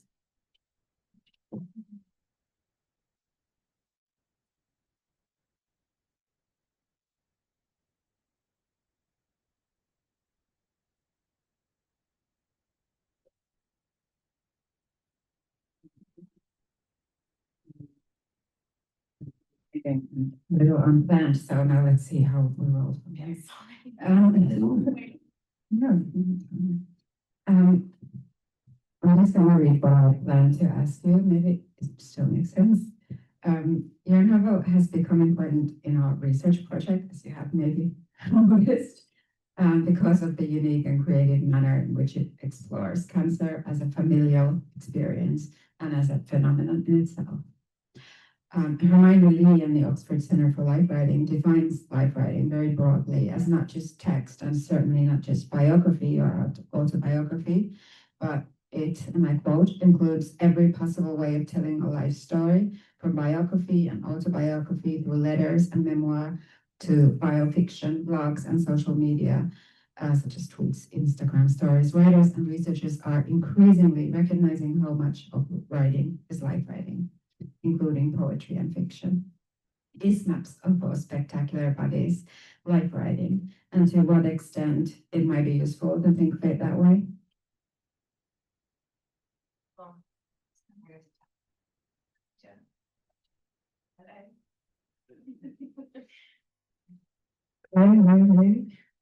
Thank you. So I think I actually, yeah, like I said very briefly, I find the concept, what I found when I started writing the book, which was about 6 years ago, maybe 7 now, life writing felt like a really daunting concept. And I actually started in a place that was really kind of abstract. And the book began as these sort of fragments that took place inside of this landscape, which kind of gradually revealed itself to be the human body. And a woman's body. And so these forms that kind of reflected characters from the outside had these either healing or destructive effects on the landscape around it. So the whole thing had this really like eco-critical quality to it.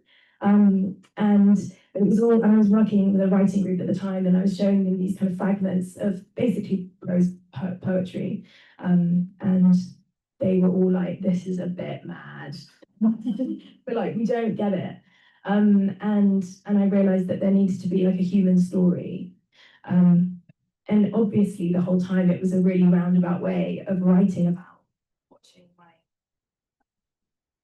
really roundabout way of writing about my mother's deterioration, and watching her kind of body fail her when I was younger, but I couldn't look at it straight away. So now I've come to understand it as very much a piece of life writing, and kind of in the kind of most obvious, kind of crude sense.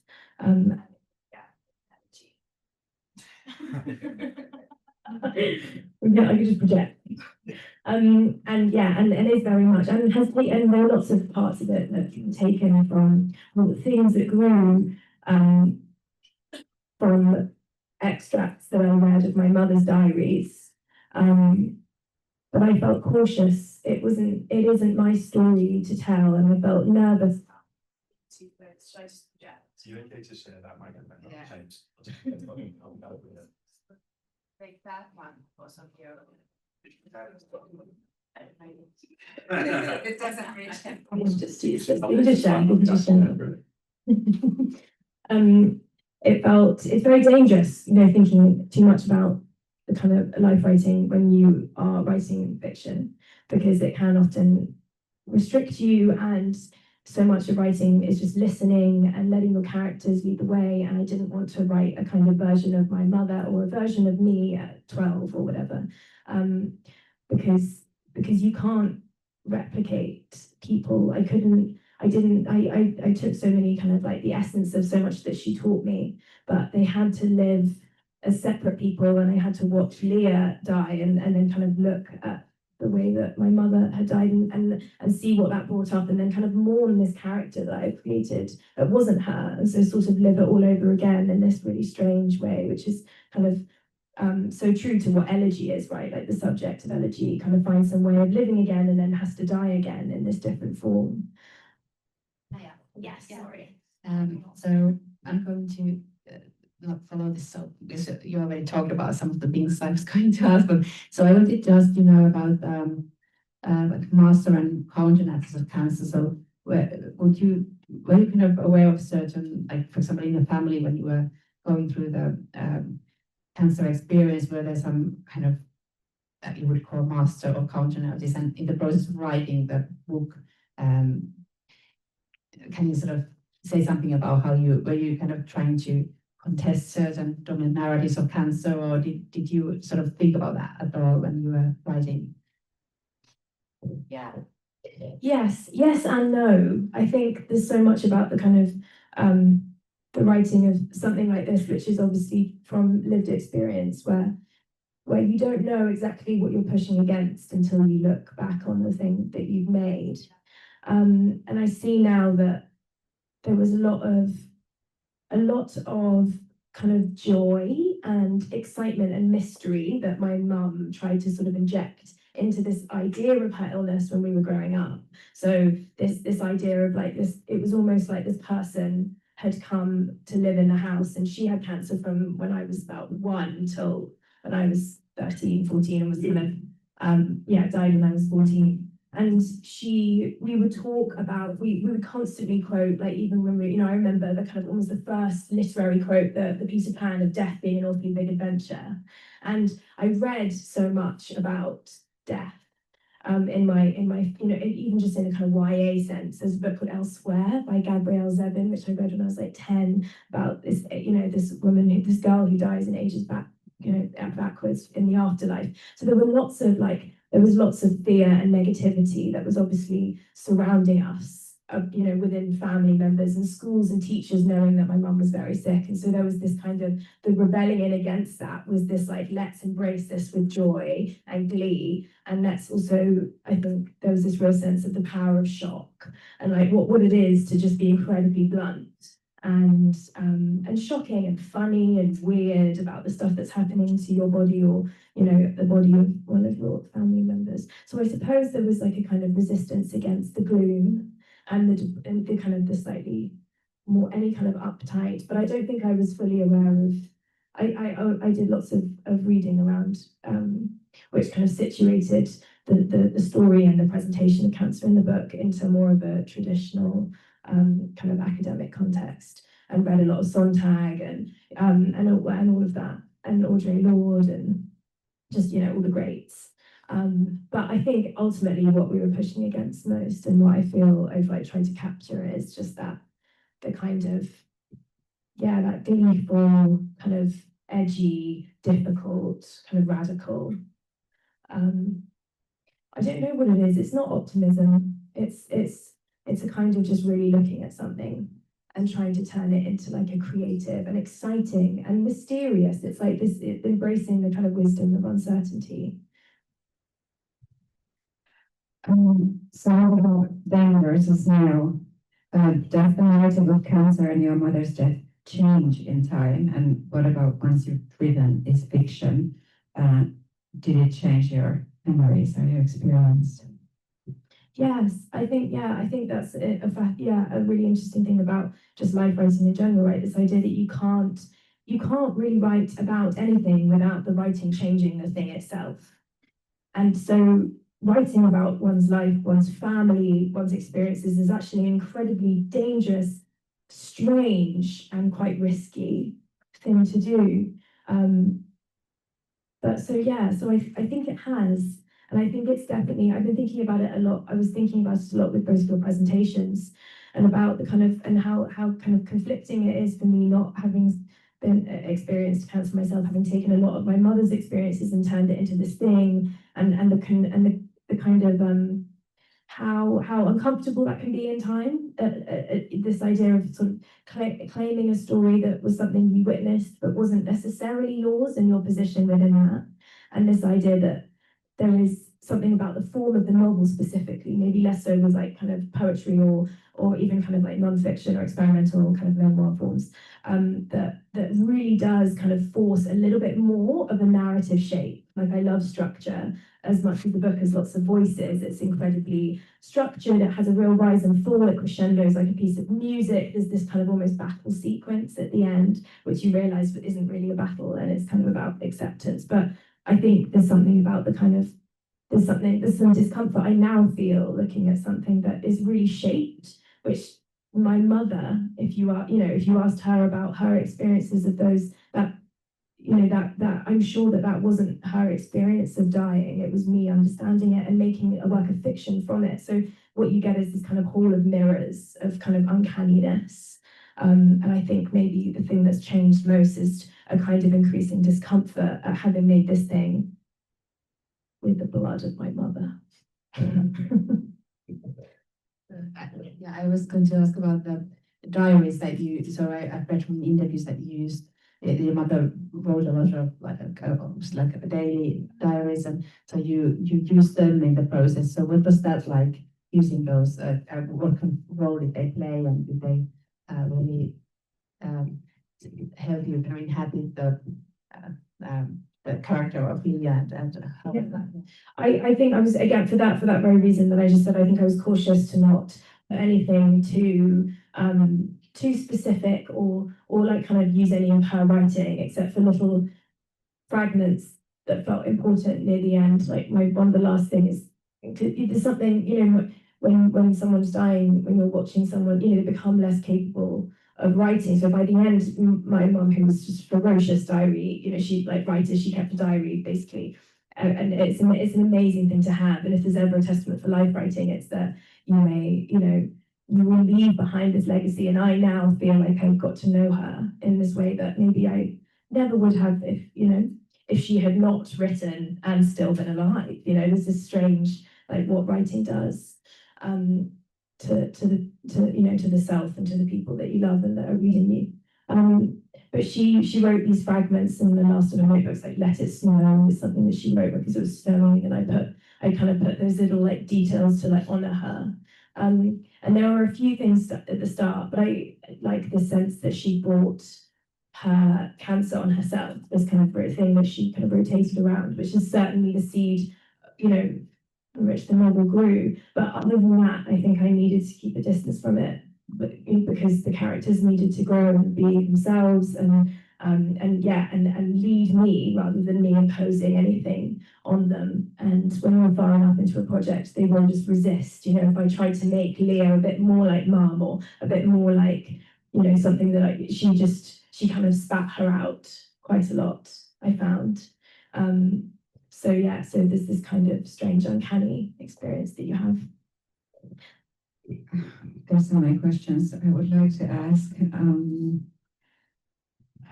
Would you like to talk a bit about the language and the structure of the novel, and also like we've interpreted the body as the character of cancer. Like, would you like to talk about those? The body. Yes. So like I said before, there's this voice that kind of takes you through the body of the book. It begins I think the first sentence is it's the first person that eats away at the third person, which is the narrative story. And the first sentence is I, itch of ink, think of thing, plucked open at her start. No bigger than a capillary, no wiser than a cantaloupe, and quite optimistic about what my life would come to look like. So that is this kind of unnamed narrator that takes us through the organs of her body and narrates Leah's life from the inside out until it gets into her brain and then begins to narrate her memories. So you have this kind of structure which mimics the movement of cancer in a body, where the textual body is literally eaten away at by the eye. And it wasn't always there. It started, like I said, like these kind of prose poems moving through this landscape in the third person. And I'm really obsessed with perspective. I think you can't really talk about writing fiction, without kind of getting into the kind of what it does to write in the third or the first, and how different those like what it is that you produce, how just how different those two things are, and past and present too. So this book has the first person present tense, which to me was the sound of shame, the sound of sin. I was reading the Simone, and then she says the sin in me says I.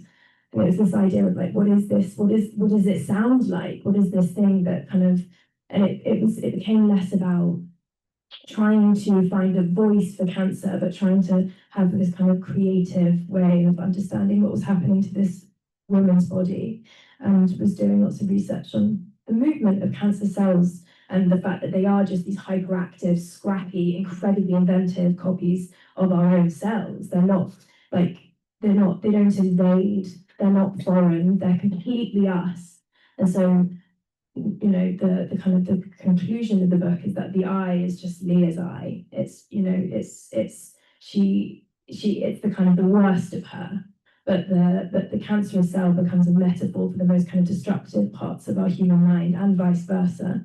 And that provided this really quite neat structure for the book, that this eye being able to kind of consume the third person.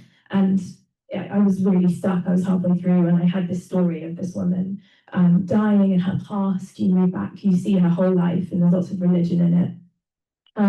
But I don't know where that even came from. I'm not particularly religious, but I've always been very obsessed with just how religious discourse influences the way that we talk about illness too. We can't separate ourselves from like classical depictions of plague, illness, and biblical ones too, and how that might affect the way that specifically female bodies relate to their illnesses.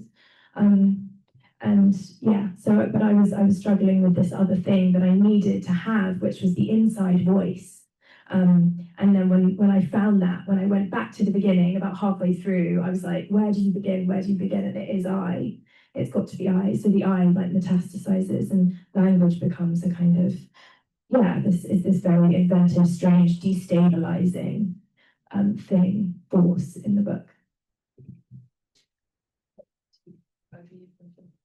We're perfectly on time if we move to questions from the audience now. So I'm sure you guys have a lot to ask.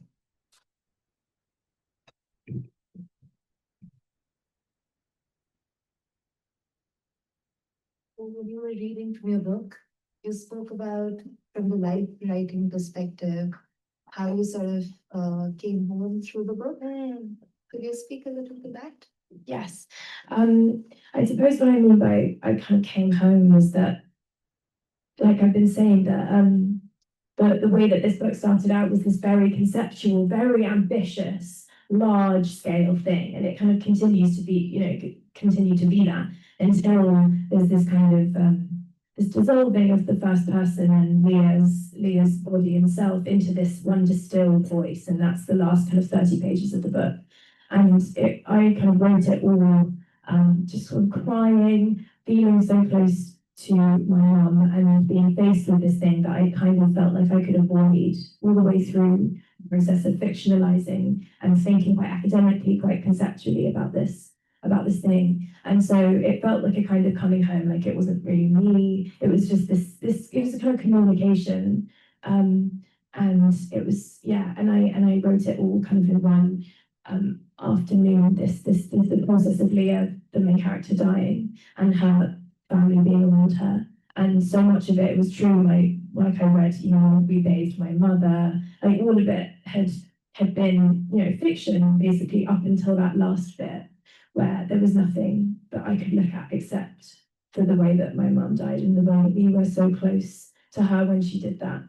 And so yeah, so I guess life writing, it was, there were memories, but through her perspective, which was quite eerie and strange, and has its own kind of interesting, it provides this kind of interesting quality, like what it is to remember something, but through someone else's eyes.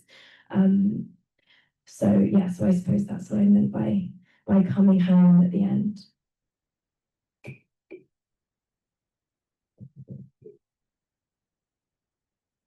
I love the idea that so much of writing is listening, and I wonder whether you could say a bit about the practicalities of how you help yourself listen while you're writing.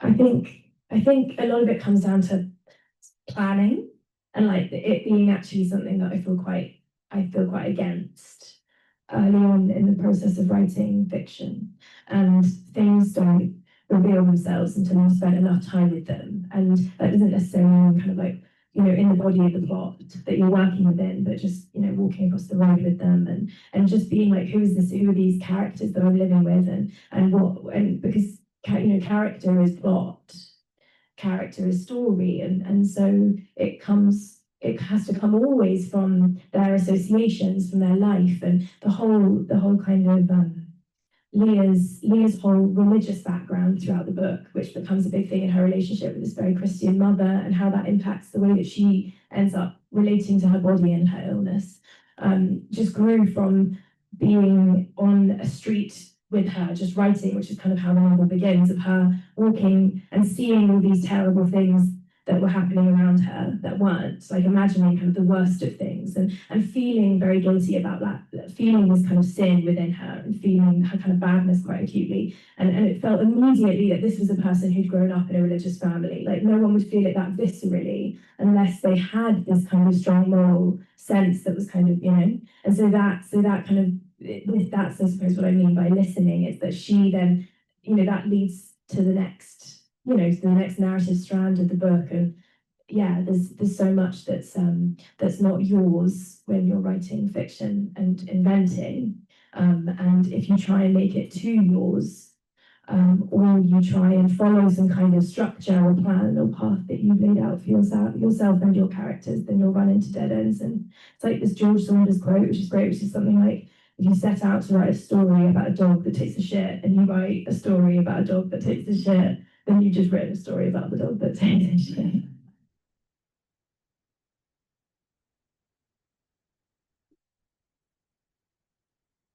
So fascinating and wonderful, thank you. I was really struck by the remark about that you write to me and then burn what you write. And I can't help but imagine, I know it's fictional, but I can't help but apply this to the beautiful writing of your book and wonder about that burning and whether that's in there, whether there is any doing away with the work and the writing. And kind of part B to that thought is the fact that now it has a cover, it has great, it's all over the place, all over the world, it's on the Booker list and everything like this. So that's very opposite to having written something and burning it. So anyway, and then nonsense, not what I mean, but also you said, writing about, written in your mother tongue. So I feel like there's just a really interesting ambivalence, or I'd just love to hear a little bit more about that if that burning impetus even does come into your writing is real in reality. Yeah, that's so interesting. I think it's funny because when you said that, I was reminded of this feeling that what I wanted in creating this eye and what the voice does throughout, it's destroying as it creates. It's the kind of ultimate paradox of cancer. Of it being this inventing. And so I had there's lots of squiggles and stuff in the book. I'll show you just so you can see that it plays with the way that text is laid out. But I wanted not necessarily for it to go up in flames by some kind of amazing magic trick. But I did ask my publisher, like there's lots of squiggly writing and there's a big bird in the middle. And I wanted the book to feel as like alive and text, kind of physical as possible, but I wanted at the end for sort of like all the words just to tumble into the spine and for the whole thing to kind of self-destruct. Because I was like, how can we like hammer home this metaphor? And my editors were like, yeah, I think we've got it. Like we've got the metaphor. It's like incredibly, it's kind of almost heavy-handed already. Like we don't need all the words down the spine. So I suppose that's the way that it's literally woven into the form of the text.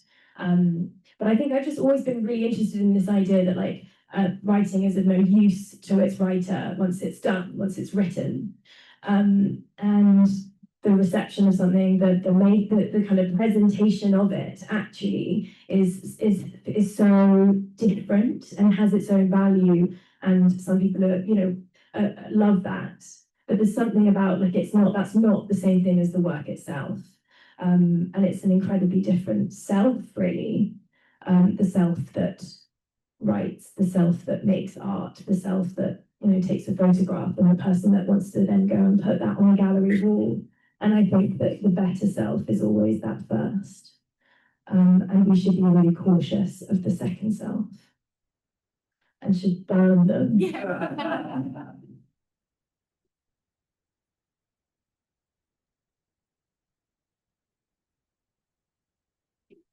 Yeah, can I ask one more?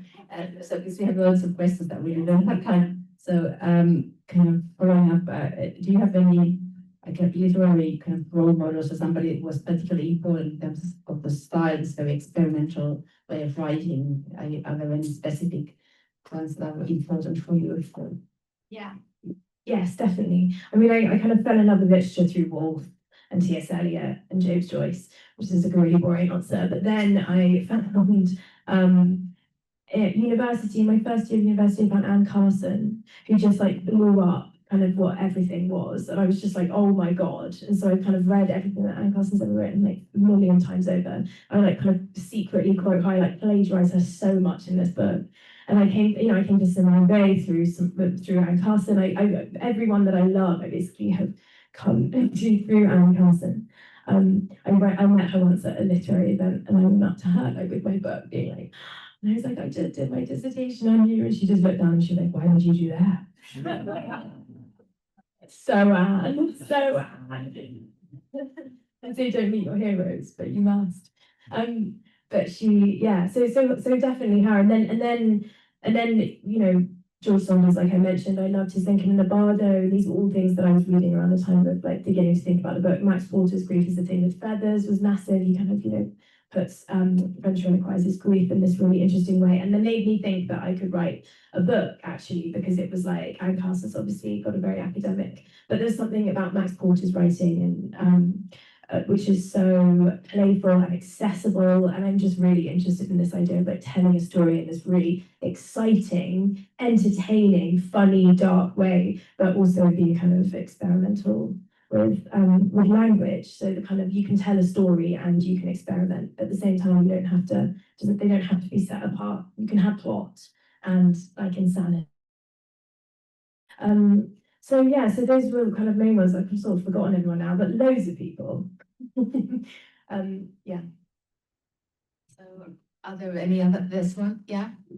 I was wondering if I could ask, writing with this sort of fictionalized veil between your experiences and then the way that the story is being told, do you find that when you've done the book tour and when you've been talking about it like you have, that it means that people feel like they know you in ways that they actually don't? Like, could you talk a little bit about the experience of what it's like to present the fictionalized version of this for how people kind of position themselves into going away. Oh, I understand you. Yeah, it's interesting. I think there's been a lot. I've done lots of talks and tours of at the end people talking about people. People are interestingly more more interested to talk about their own experiences with mothers who have died or daughters or friends. And that feels like the thing that people often lead with. And I think because the book is like really mostly from kind of within the realm of this woman in her kind of mid-30s, maybe late 40s, I don't know how old she is, I've forgotten. Early 40s, I think. I think there's this tendency to like that people I felt quite protected from it because it's not me. I was 23 when I started writing it. So I think there's been more of a kind of a need to discuss their own, which has been overwhelming. And when the book came out, there was definitely this kind of strange feeling of really desperately wanting to connect with other people's stories and wanting to kind of have a conversation. But because of the context of it, because it was this, because there was like a publisher being like, go and sell your book, it had this feeling of like, it just felt so it just felt so kind of wrong and not the right place for me to be connected. I found it really disorientating and confusing. So yeah, but I have lots of friends now who are writers of kind of more what they would call autofiction, who are writing about their kind of their love lives and kind of beautiful, very precise autofiction. And they definitely have people coming up to them and being like, I just know you, and which I don't envy actually. Although my next book is a bit more like that. So I think I'll probably have that more in the next novel than this one.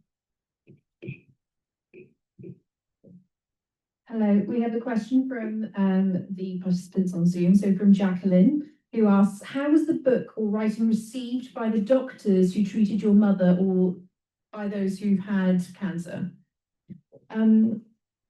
Yeah, interesting. So I was in touch with a few doctors kind of during. I did a lot of kind of oncology research myself and didn't want it to be too heavy, so just kind of scientific. So I suppose I've had some good feedback from the oncologists. People have been like, yeah, but it is fiction. It's kind of it's obviously kind of it's by no means somewhere that you could go to really understand what it is that's kind of medically happening. So I guess, but I've had good responses, and a good friend of mine who's a doctor has said that it's pretty, it matches the kind of general the general cancer vibe. There was a question here. So this is last. Yeah, then we move on to that. Hi, yeah, you said that you were 23 when you decided to write the book, and I'd just like to hear a bit more about that. Was there anything in particular that prompted that, or that, yeah, when like you getting ideas, or yeah, I'd just like to hear a bit more about what things made you want to write it. Yes, I think I've always wanted to write. My mum wrote, and I always wanted to write. And I've kind of always written short stories and poetry. I think just and started building together these scraps, which would become maps.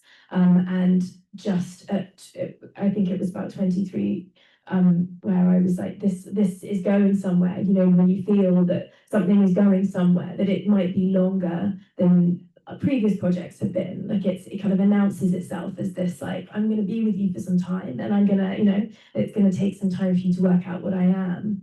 But I think I just had this feeling, and then that was the one, and it was always going to be about.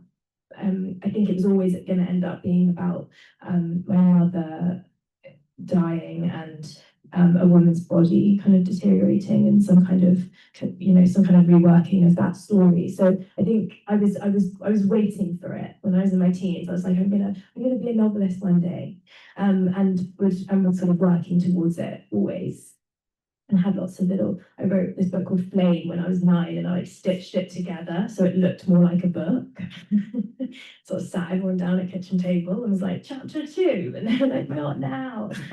Please. So yeah, so I've you know, it's always been something that I've loved. It's the, you know, it's kind of, it's everything. Thank you so much.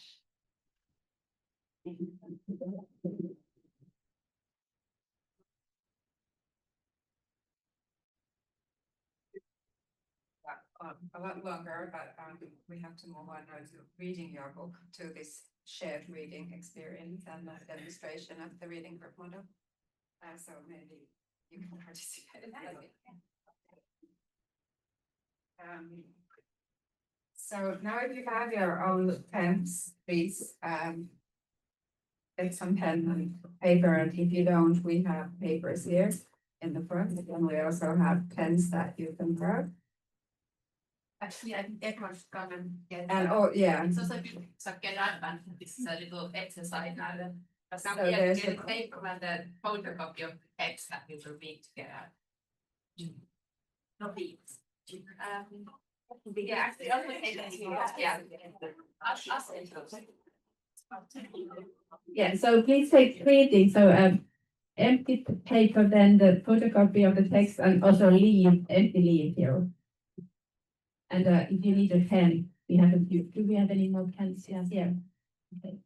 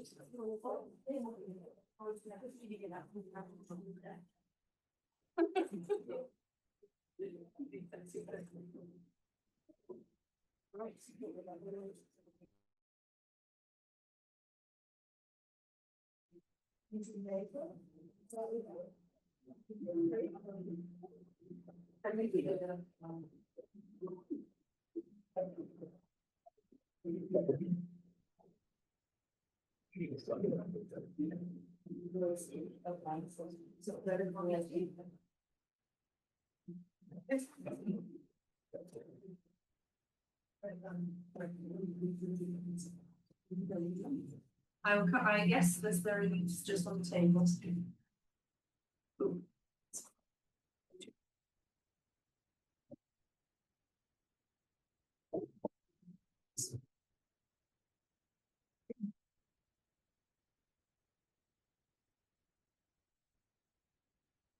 Does anyone not have a leaf?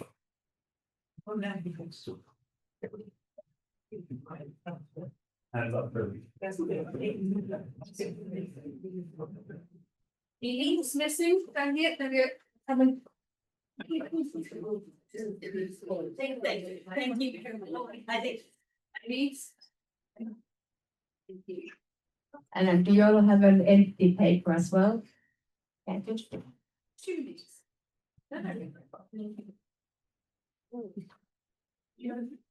Leave cross leaves, brilliant.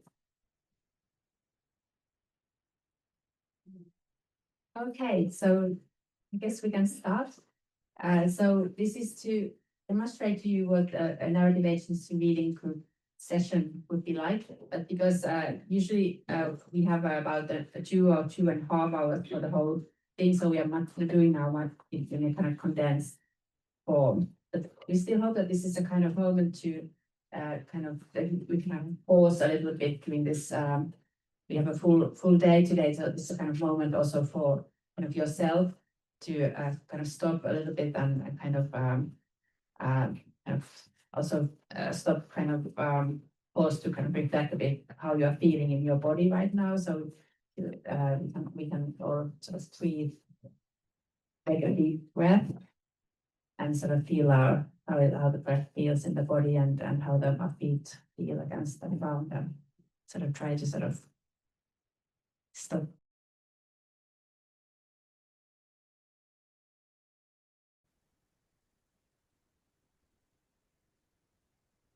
So thank you so far for this workshop that it's been a pleasure. We now have a roundtable discussion, illness narrative and life writing with Daniel Spencer, Amelia Nielsen, Angela Wood, and Cameron Norwood. And each of the speakers will first give a 5 to 10 minute talk, and then we will have a discussion together. So welcome, Daniel. Correct. Should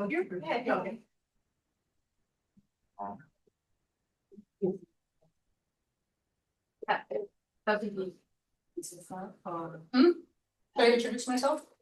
Yeah, we can plan how to do it, but if that make that easy. Sure. Hello, everyone. Thank you for having me. My name is Danielle Spencer. I'm from the Columbia University program in narrative medicine in New York. And I'm a co-author of the Principles and Practice of Narrative Medicine with Rita Sharon and Saintani Dasgupta and a number of other colleagues at Columbia. Came out in 2017. And then I wrote a book called Metanosis, Revelatory Narratives of Health and Identity in 2021. And my interests are in narrative medicine, health humanities, life writing, intersection between creative and analytical perspectives. And my own thinking is very much, I would say, aligned with or interestingly complementary to the meta-narrative approach that this is being discussed here today. And I find it very interesting and exciting. Perhaps I'm just going to speak a little bit briefly about my feelings about the narrative medicine perspective of Columbia. You alluded to it earlier, and I think it's helpful to put in context here. So if you're not familiar with it, Rita Sharon and colleagues' articulation of narrative medicine in the Columbia group really began with an emphasis on developing clinical skills. So the focus was on physicians, really, particularly at the beginning. I think it's still there. And the idea, to quote Rita, better readers make better doctors. And she discussed this idea of a narrative competence that could be honed through close reading of literary works. And there's a workshop model that developed, which is, you see a lot of similarities to what you experienced here today, in which a small group, say, would join together to do some close reading of a short artistic text of some genre, say a poem, or it could be any genre, and then do a prompted writing exercise. Typically, it would be a prompt like, let's say you were, I'm not going to go into that much detail. And then some reflections upon that. So fewer of the explicitly meta-narrative aspects that we had here today, but I think that this is really an important direction to go in, and I think that that it also helps to democratize the practice, and in a way that my own thinking has been supportive of that as well. And that certainly, if there's a metaphor of the doctors as the readers of the texts presented by their patients, that is a quite exclusive metaphor or model, and that we should all be the interpreters and the writers and the readers of different kinds of texts, and that the metaphor itself should be interrogated and transformed, and that to feel that one has the agency to do so, really in a sort of meta-narrative sense, is really crucial. I think I'm just going to stop there, and that a lot more will come up in the discussion, because but this is a particular way in which I think that this practice is very interestingly offering progress to this particular model itself, which also, to be fair to the Columbia narrative medicine model itself, also has evolved a lot in that sense as well. And I'm also interested in the potentiality for bringing together different groups. You spoke earlier about having groups that combine people who are ill persons and then also people who are occupying the role of clinician.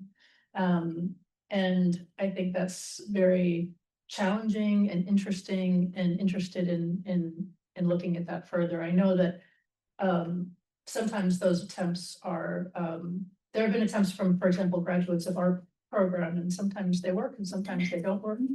One of my own, part of my own thinking that I hope will come up in the discussion is in thinking about the complementarity in a way of the genre of illness narratives, which have now been sort of reached a point. It'd be interesting to think about it historically because they've been more widely prevalent for long enough that we can start to think about whether or not there's been an evolution in form. I think there has. I'm also very interested in more recent narratives that themselves are questioning form, like Anne Boyer's The Undying and others, like ones we heard from today.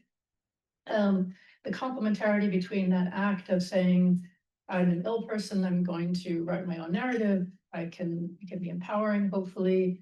And then on the other side, there's this genre of clinician writing, like physicians writing memoirs, which I think really is complementary. They don't say it explicitly, but they often figure themselves as being having to overcome a certain kind of trauma in a way, sometimes induced by the medical training itself or the exposure to suffering. And I'll just close these remarks by saying I'm interested in this complementarity, where in each genre, it seems like there's self-expression, which is salutary. And if it's helpful, it's helpful. I'm not my role to question that. But at the same time, when you're looking at it in a broader sense, do they go to a certain point and then retrench back into the subject positions from whence they come? I think this can be said of the clinician memoirs. And is there a way in which we can reach some greater shared self-reflexive awareness such that we don't repeat some of these patterns forever? Okay, and with that, I will not go on forever, but I'm going to pause here and hand it off. Thank you.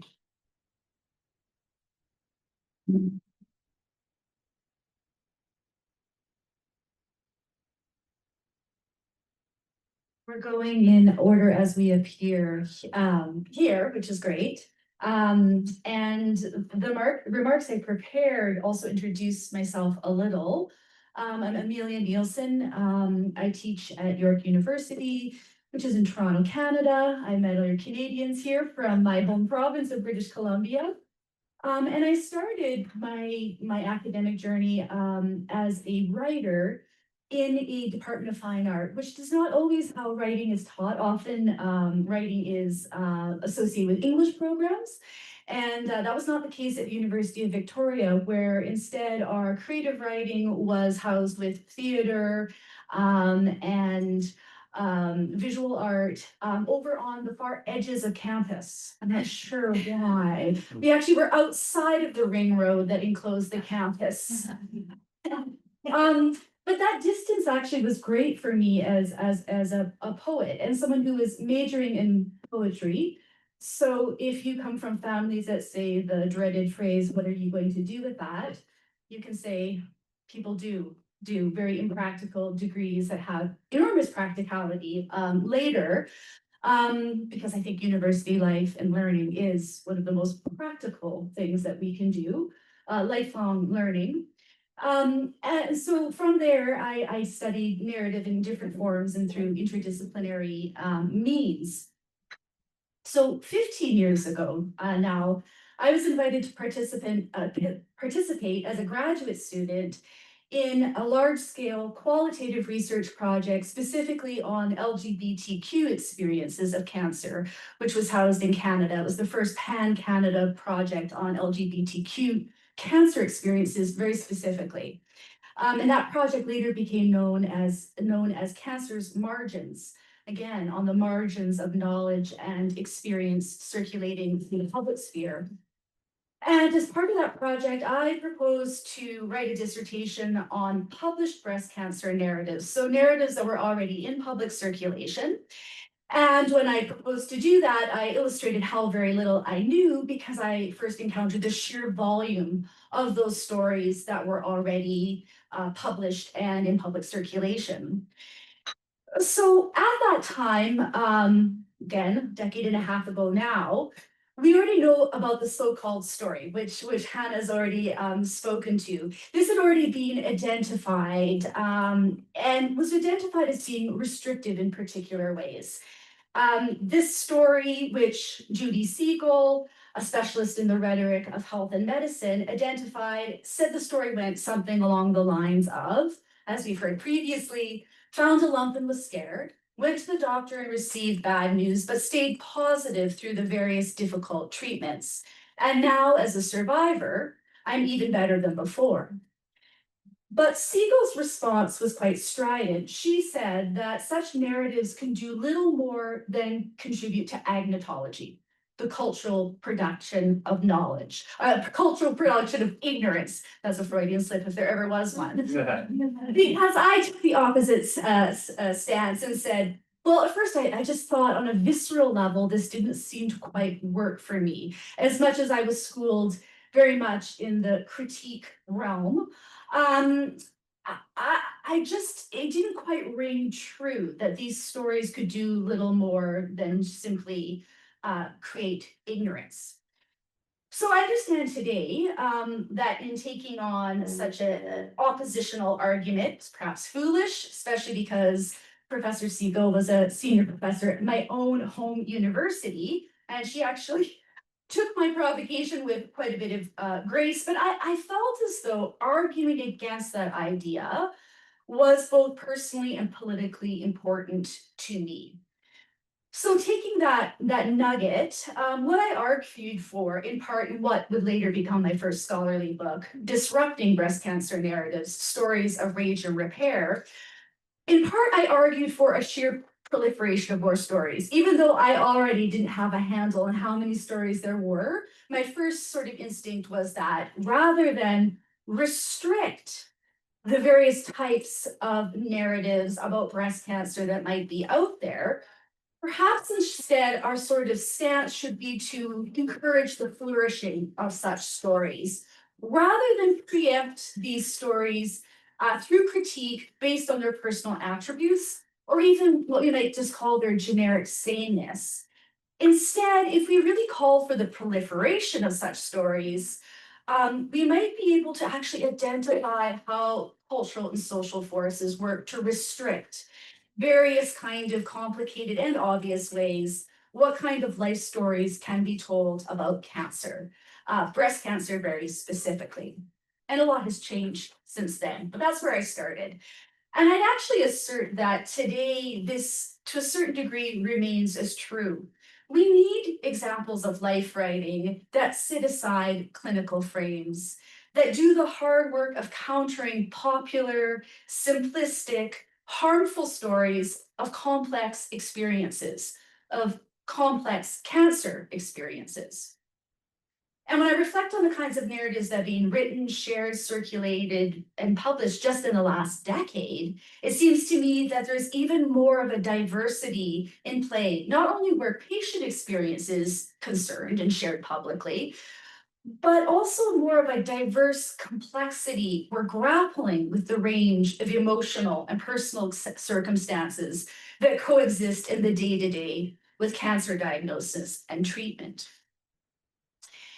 Back when I joined the Cancer's Margins project, I had been unwell for almost a year and was navigating the Canadian healthcare system with its universal mandate and sometimes uncomfortable wait times of pain, frustration, and disappointment. I would begin my ongoing role as a patient through a decidedly protracted experience of illness, later being conclusively diagnosed with an autoimmune disease that then went on to flare and rage for many years before being surgically thwarted into remission. Then I took notes on my experience as chronically ill, thinking that these would become important later, perhaps even somehow connected to extant research on personal narratives of breast cancer. But living with and writing about chronic illness in many ways was then, is today different than writing about and living with cancer. Then, as now, simple comparison is not my aim. certainly not my aim when I think about any potential for poignant entanglement of experience and talking about it while living with life-altering illness by way of medical systems, academia, life. So my forthcoming book, Wayfinding Disability on Chronic Illness and Identity, which I'm very pleased to say is coming out with the University of British Columbia Press out of Vancouver next year. 2026 is just months away. I'm reminded by my editor and publisher. I'll deal with that when I get back home. That book really aims to embrace the effective drive of the counter-narrative. But I've come to understand that it's not just the narrative arc or lack of arc, not the argument, hopefully always rich in detail, that might most readily identify a personal story as a disruptive one. If we can agree on what a counter-narrative of chronic illness might be, seeing as we don't exactly have a single codified standard story in circulation, I mean, maybe we do. If you pressed me, I could maybe make an argument for one. If we don't have at least agreement on that, if we were to identify where the disruptive work might be going on, it might be through the embrace of disruption through form and content. We're echoing each other today, even though we didn't decide in advance what we were going to say. So rather than narrative disruption, I really see the place of disruption right now in terms of this relationship between form and content. So for myself, working in a kind of intentional, creative, critical mode, my own book embraces scholarly writing, poetry, autofiction, but not as discrete genres held together under one cover, like an anthology might. Instead, as divergent ways of writing theory, of writing narrative, all while embracing a kind of theoretical impetus as well, which is to make the argument for chronic illness as a dissonant disability. I'll end there. Maybe you have questions on that, but in lieu of time.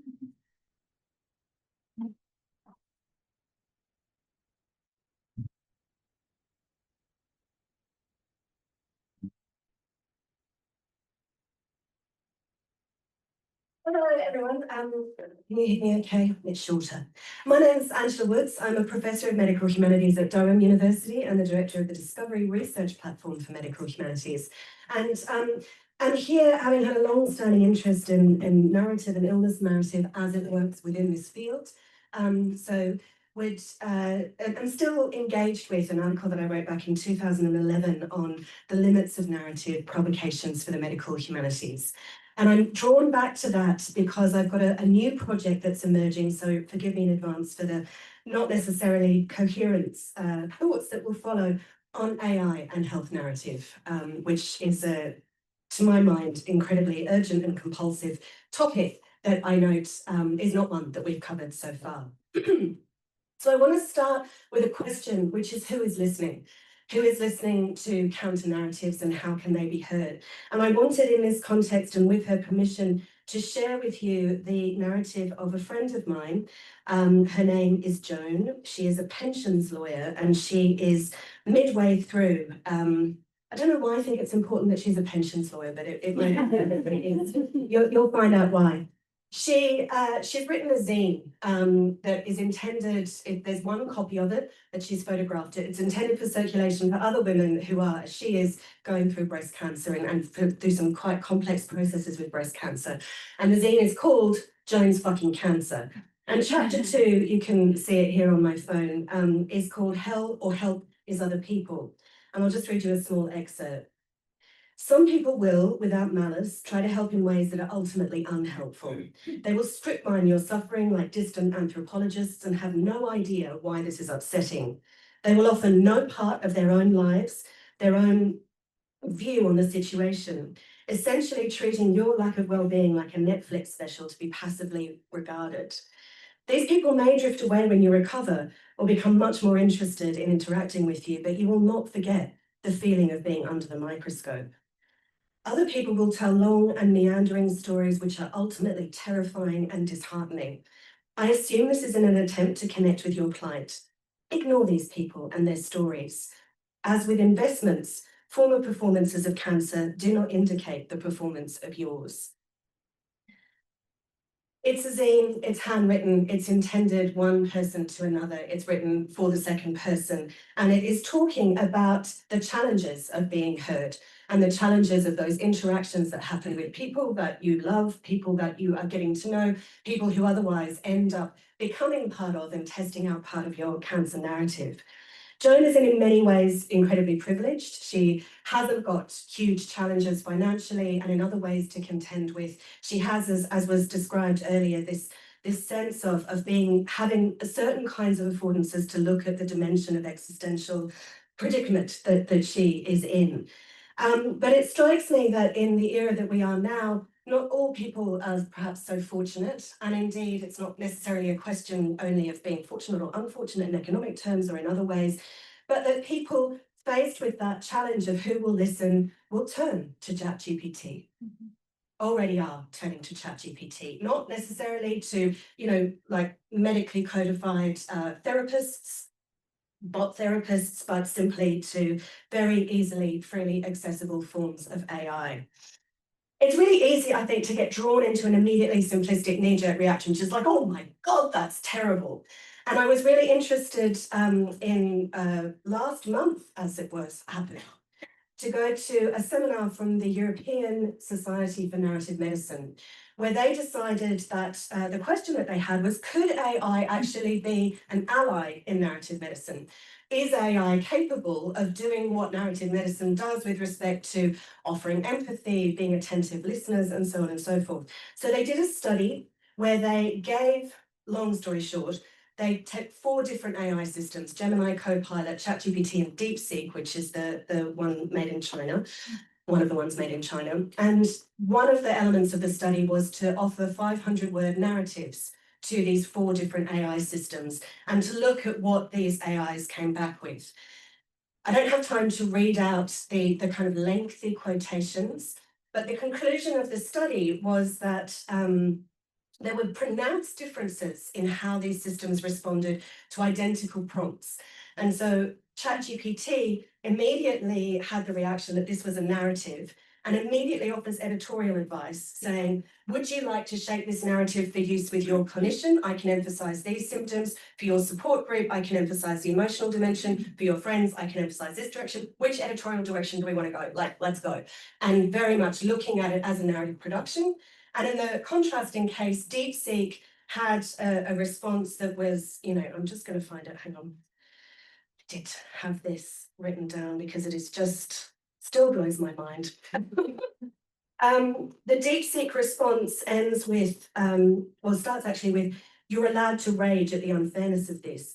You're allowed to miss your old life fiercely, but you're also still you, someone who notices the dullness in their reflection, but also the strength it took to survive today. That matters. You deserve support. So they contrast coaching kinds of AI and counseling kinds of AI. But I find somewhat extraordinary the fact that the conclusion of this study, they said that, very suspenseful pause as I get that. Among the platforms tested, DeepSeek emerged as the most aligned with the values of narrative-based medicine.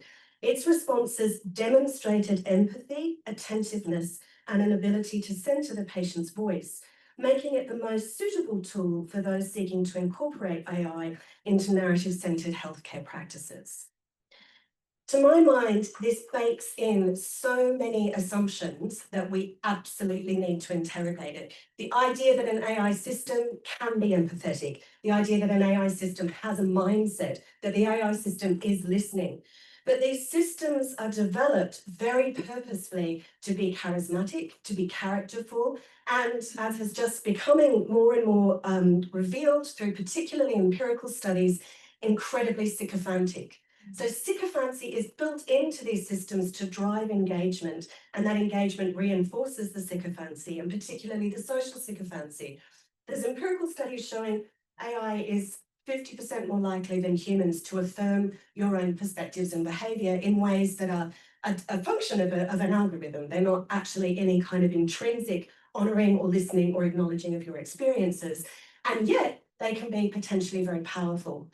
So we kind of enter into this system where I think it's vital in terms of if we're thinking about how will people create counter-narratives, how are people creating their counter-narratives, and who will listen to these counter-narratives, that we're thinking about the kind of complexities and dynamics of that. It's not good enough just to throw up our hands and say it can only be done in this hallowed space of bodies together in a clinical kind of setting or in a hospital setting or in a reading group, which we've already seen is incredibly powerful because it is happening and it will happen, people on their own with chatbots. And that's something I think we need to understand much more of.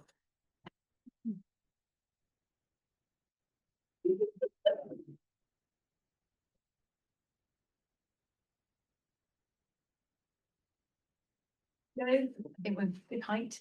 I'm Tamara Norwood. I hope you can all hear me. Yes, or it's about it's the right distance. I'm Tamara Norwood. I'm a leading human research fellow looking at how people create meaning in grief, and particularly with a focus on narrative, reproductive loss, so miscarriage, baby loss, stillbirth.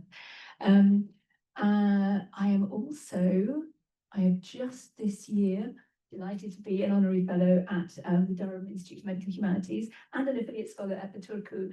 Oh my goodness, what's the many-word title? Selma, with Hannah and Astrid. And I've just begun as a associate editor at Medical Humanities Journal, the BMJ Journal as well. So I have a handle on I guess I work in between different fields, so it helps me to join communities and be part of communities that help these conversations kind of happen. But they never all seem to be happening in one place. Background-wise, for 15 years I was an artist, and after 15 years of working as an artist, our second child, very sadly, was born and died at 72 minutes old in my arms. And I never have figured out how to make art ever since, and I've swerved instead. And all of my research now looks at how people create meaning. I wrote a book about our experience, and I wondered, do other parents, do other people do this too? So this is how I come to be standing here today. I've been understanding where the narratives and counter-narratives and conflicting kind of meaning-making goes on in reproductive loss. And actually, I came here with a nice, neat page of notes, and I've scribbled all over it, which is kind of what we want, because there are so many intersections between what we've been talking about today and the kind of work that I've been looking at, even though ostensibly it looks like it's a kind of different field. So the most common way we describe reproductive loss, baby loss, is we say there's a taboo. We say that you can't talk about it, nobody talks about it, and when a pregnancy ends without an expected living baby, it's shrouded in silence. This is felt by bereaved parents as awkwardness. You know, people don't know what to say. There may not be a funeral, there may not be a birth or death certificate, there may not be there probably won't be greetings cards, condolence cards, flowers, all of the kinds of things that we associate with death and that we know help us to kind of integrate our experiences of grief with the wider social meanings that surround grief.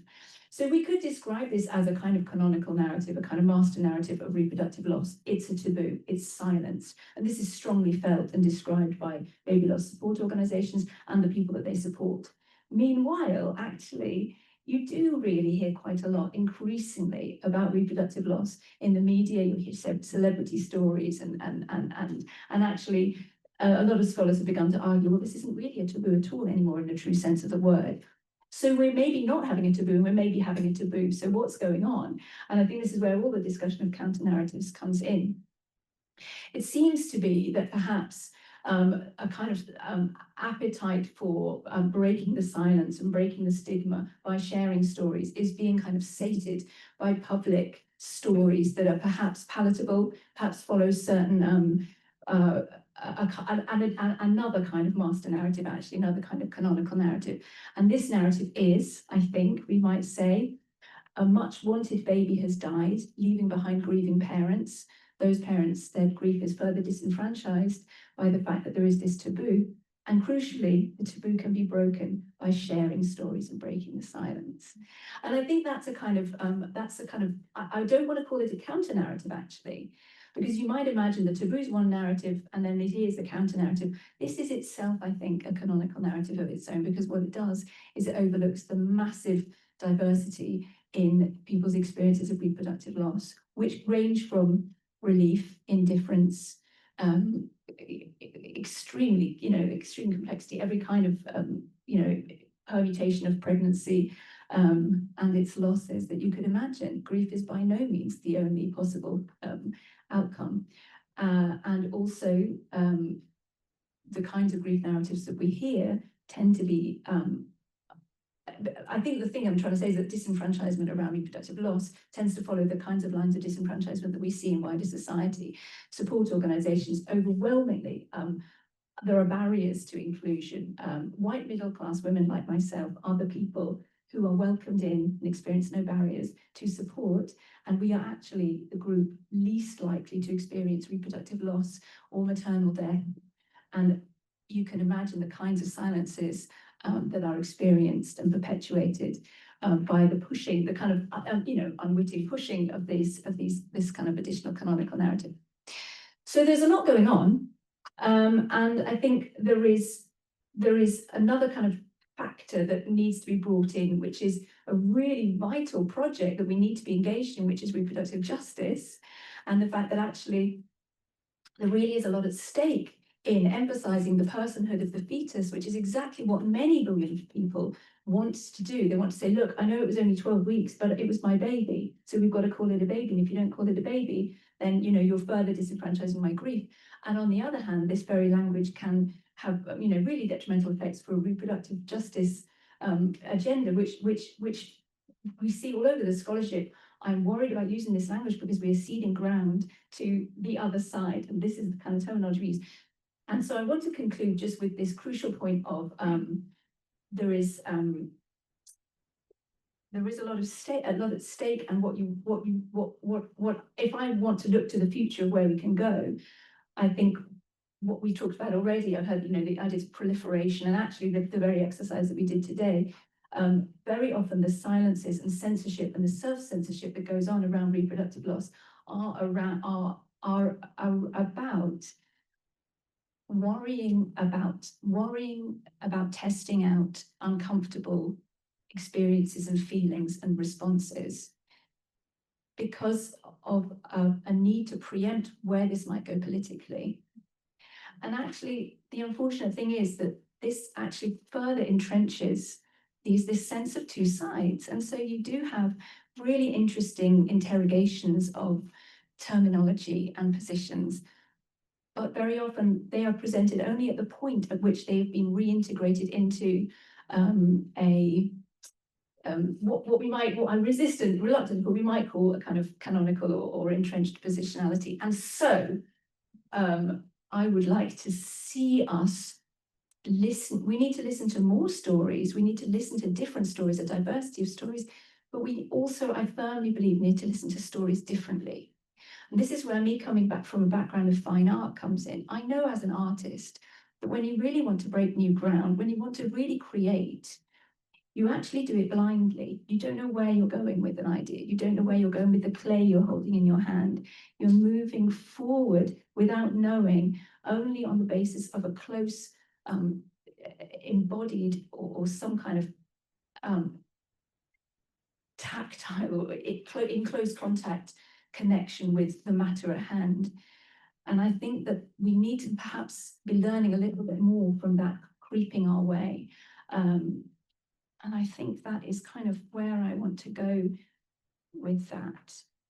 Because I think clearly in my field, there is great entrenchment. There is a lot at stake. These are such important things that we need to do as a society, which do not need to work against one another. And I think working against these kind of opposing narratives through a kind of granular creeping forward with a kind of with the courage to be have a kind of irresponsible blindness at the point of contact with making new thought would be, I think, welcome.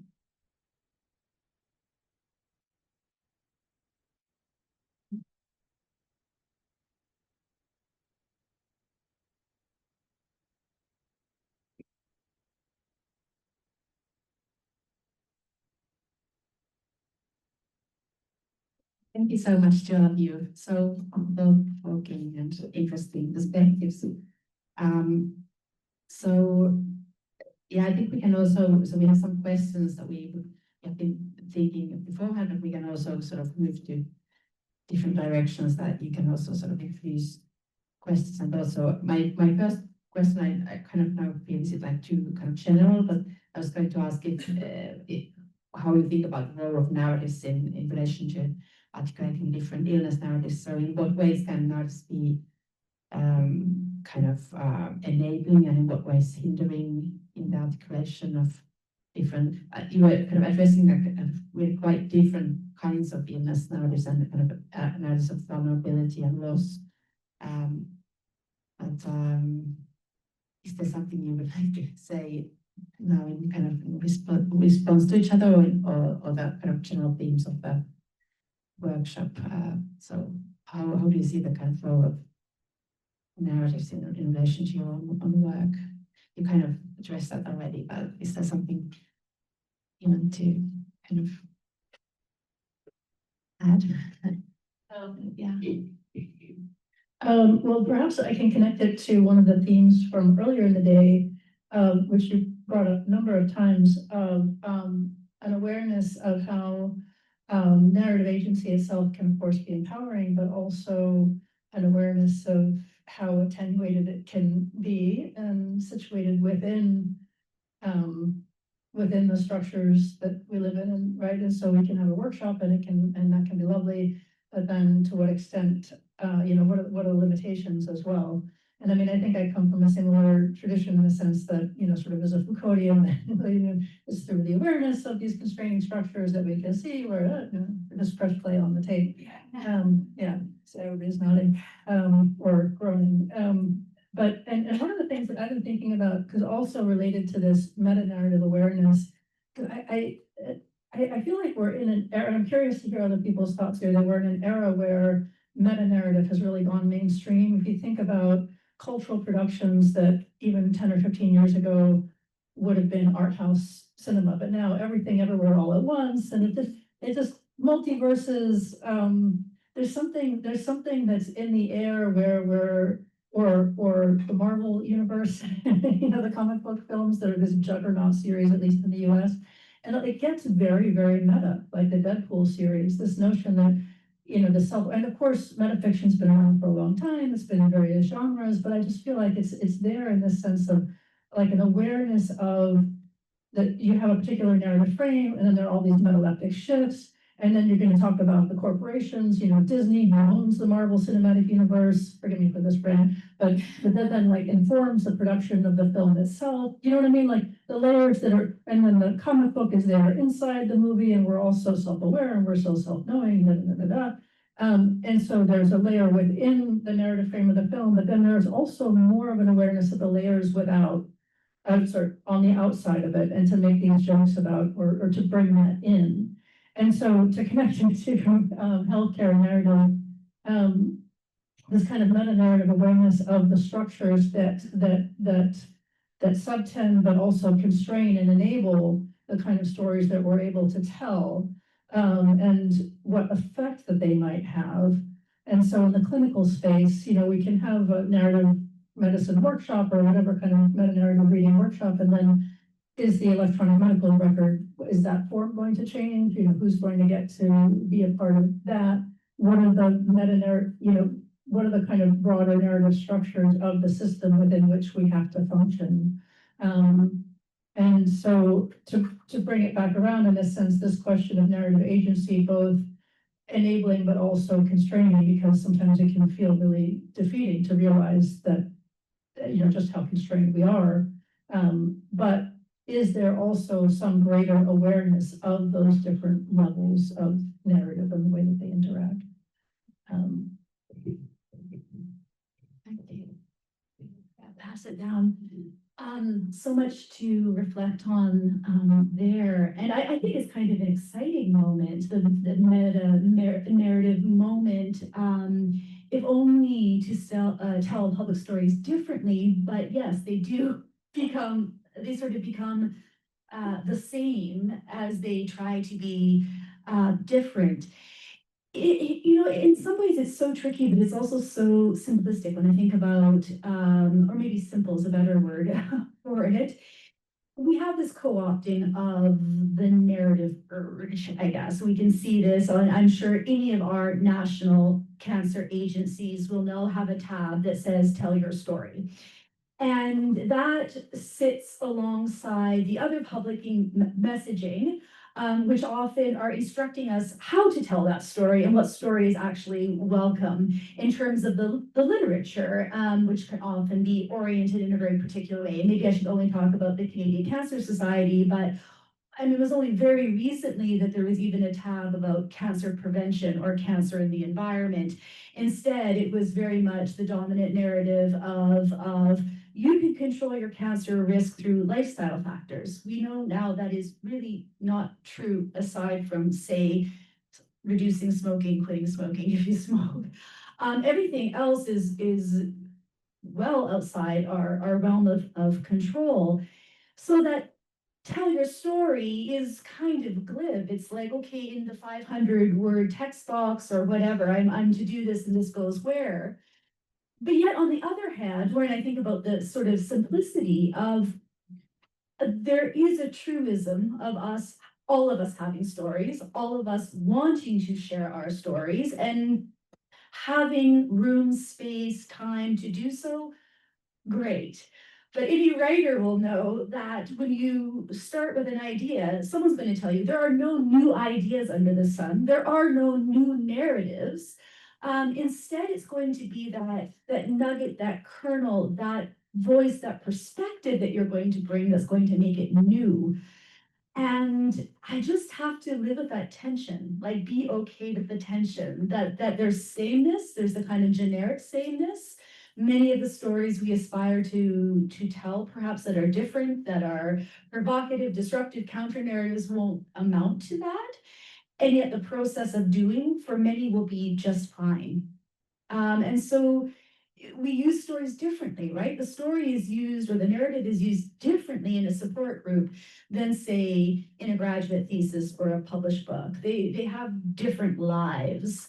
And so I just still stick with the try it out, and I do give an assignment in one of my undergraduate classes.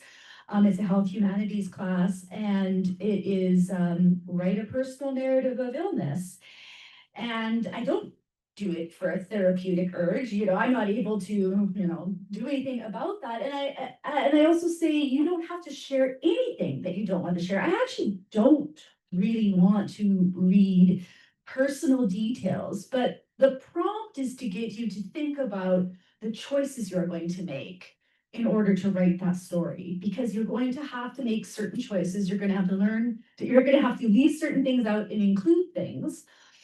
And I'll always have one student that says, I've never been sick, therefore I don't have a personal narrative of illness. And I say, okay, so we were thinking about how illness is a collective experience, like no one in your realm. And I will occasionally have students say, no, absolutely not. I said, wow, you're going to write the most unique story because yours is going to be how, against all odds, write a story of health. Health as the absence of disease. I can't wait to read it. And they go, oh no, I've got to do this assignment still. I'll leave it there. Everything was beautiful and nothing hurt. I I know you'll have lots of really juicy questions, but I'll just throw something very brief out there, which is that one of the things that's always interested me is the slipperiness of the term narrative and how it's used in narratology, how it's used in social sciences, the kind of narrative versus story, narrative counter narrative, counter narrative. And I think that that slipperiness has been tremendously advantageous in keeping in a similar force field radically different kinds of narrative in different contexts with different forms and different purposes, and giving us something meaningful to talk about when we draw all of these things together. But I'm thinking more and more and more that the context in which the narrative arises and its form seems to me a far more urgent set of questions now than it did even a few years ago, when they can be generated algorithmically, which I don't mean to sound apocalyptic about, but all of a sudden it really matters if it's handwritten, if it's related interpersonally, if it's got a kind of fleshy referent. And there's someone who grew up with the death of the author, that is an incredibly confronting thing to say out loud. Like, you know. Indeed.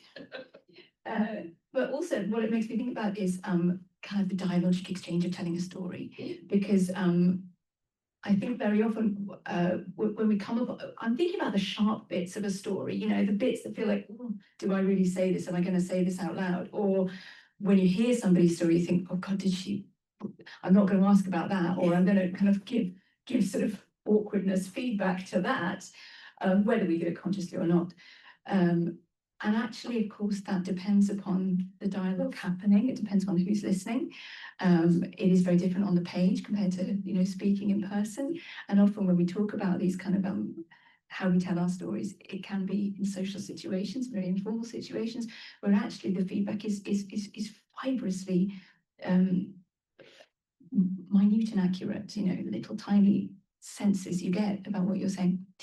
And so this sense of a sharpness, you know, which are the bits that hurt, which are the bits that are sharp, which are the bits that actually need to be, could be pried into, but which are very often the bits that are glossed over and perhaps silenced. Yeah. Do you want to ask the next question? You don't have a mic now. I have a mic. Yeah. I think I have to ask the question because the original ones are starting to sound way too naive after what you guys have already said. So I would like to hear more about this kind of, maybe I'm reading in between your lines, but like a sense that maybe counter narratives of illness are not amounting to, or culturally don't seem to be solely just capable of like changing our practices, like or in medicine or shared understanding of illnesses. Or I mean, I've seen that in my research in that digital media that it seems to just create more regurgitation of the same, and yet, you know, so do you see kind of hope somewhere else then, or what's the relationship now of the narratives, the counter and the dominant narratives? Here, can you hold this for a second? Or do you want to say something? I just have to look something up. Sure. Maybe I'm able to use a swear word here. I don't know how I say that because yeah, I mean, I can. And this is just won't work for me, but I'll spell it out. I remember the first time I heard the phrase, well, I actually saw it written down, F-U-C-K, cancer. And I thought, now this is commonplace to say fuck cancer. When I was doing my research and originally as a doctoral student, it seemed so affronting. And perhaps I'm just, you know, very sheltered, but it was not part of the contemporary vernacular in terms of like how you would respond to a cancer diagnosis. And I think that was a disruptive urge, a disruptive kind of articulation, that now we have these narratives in circulation, but now we're not going to be surprised when you read that. Or am I right? You're not going to be particularly surprised if you see even the fuck cancer tubes.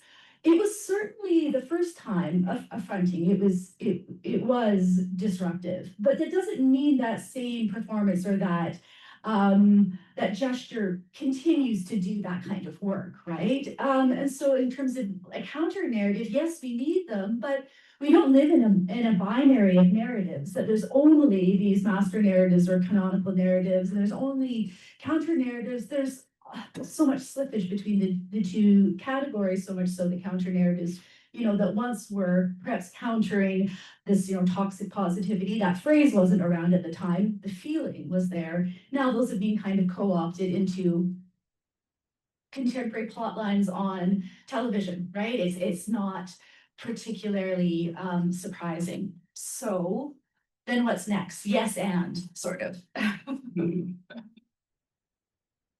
Yeah, kind of similar. I just wanted to look up this Anne Boyer, some quotes from her brilliant book. And you know, one of the reasons why I like, she's very explicit about referencing other writers and theorists about illness, and you know, she references Lord and many others, and also points out that there's really a proliferation of narratives about breast cancer by the time that that she's writing. Which, I mean, she wasn't the first to do that, right? I mean, I'm thinking about like Barbara Ehrenreich some years ago. But then also really interested in form as well. I mean, but I don't know if this is, I mean, you could call her, I think you could call The Undying a counter narrative as well, certainly. But I'm interested in the way that it's formally disruptive too, which is very much in keeping with your project. You know, she writes, breast cancer is a disease that presents itself as a disorder in question of form. And then she writes a book that is itself formally disruptive, and she explicitly talks about the prescriptive cultural narratives that she's been offered. So for example, Your Oncology Journey, like literally a pamphlet that she was given in her oncologist's office. And then she says, I'm certain that trip can't be mine. To be diagnosed with cancer right now is not to live in a binder's trajectory. Your oncology journey is a lie. But once you call something a lie, then you could say, okay, I could find the more helpful or the more medically truthful narrative. But at that point, you're already going beyond narrative and counter narrative, I think, in a sense, to be questioning the role of narrative itself. But I wouldn't say that that means that the counter narrative isn't helpful or part of the cycle. It's just, I'm interested in like, where is this all headed in a sense?